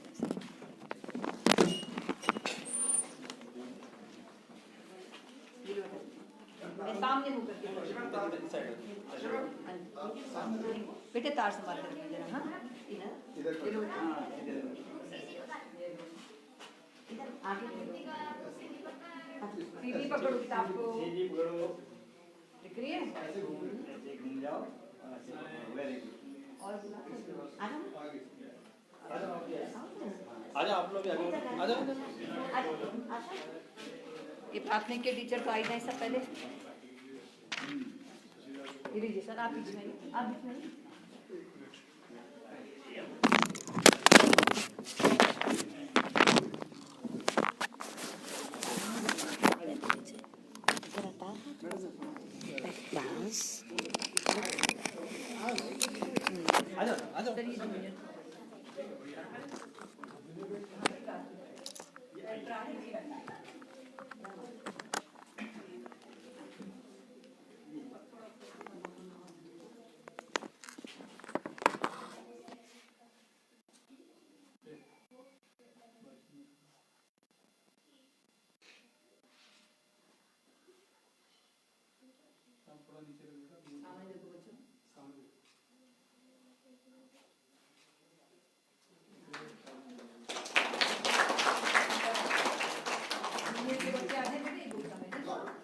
आपको सर देंगे पढ़ने के लिए।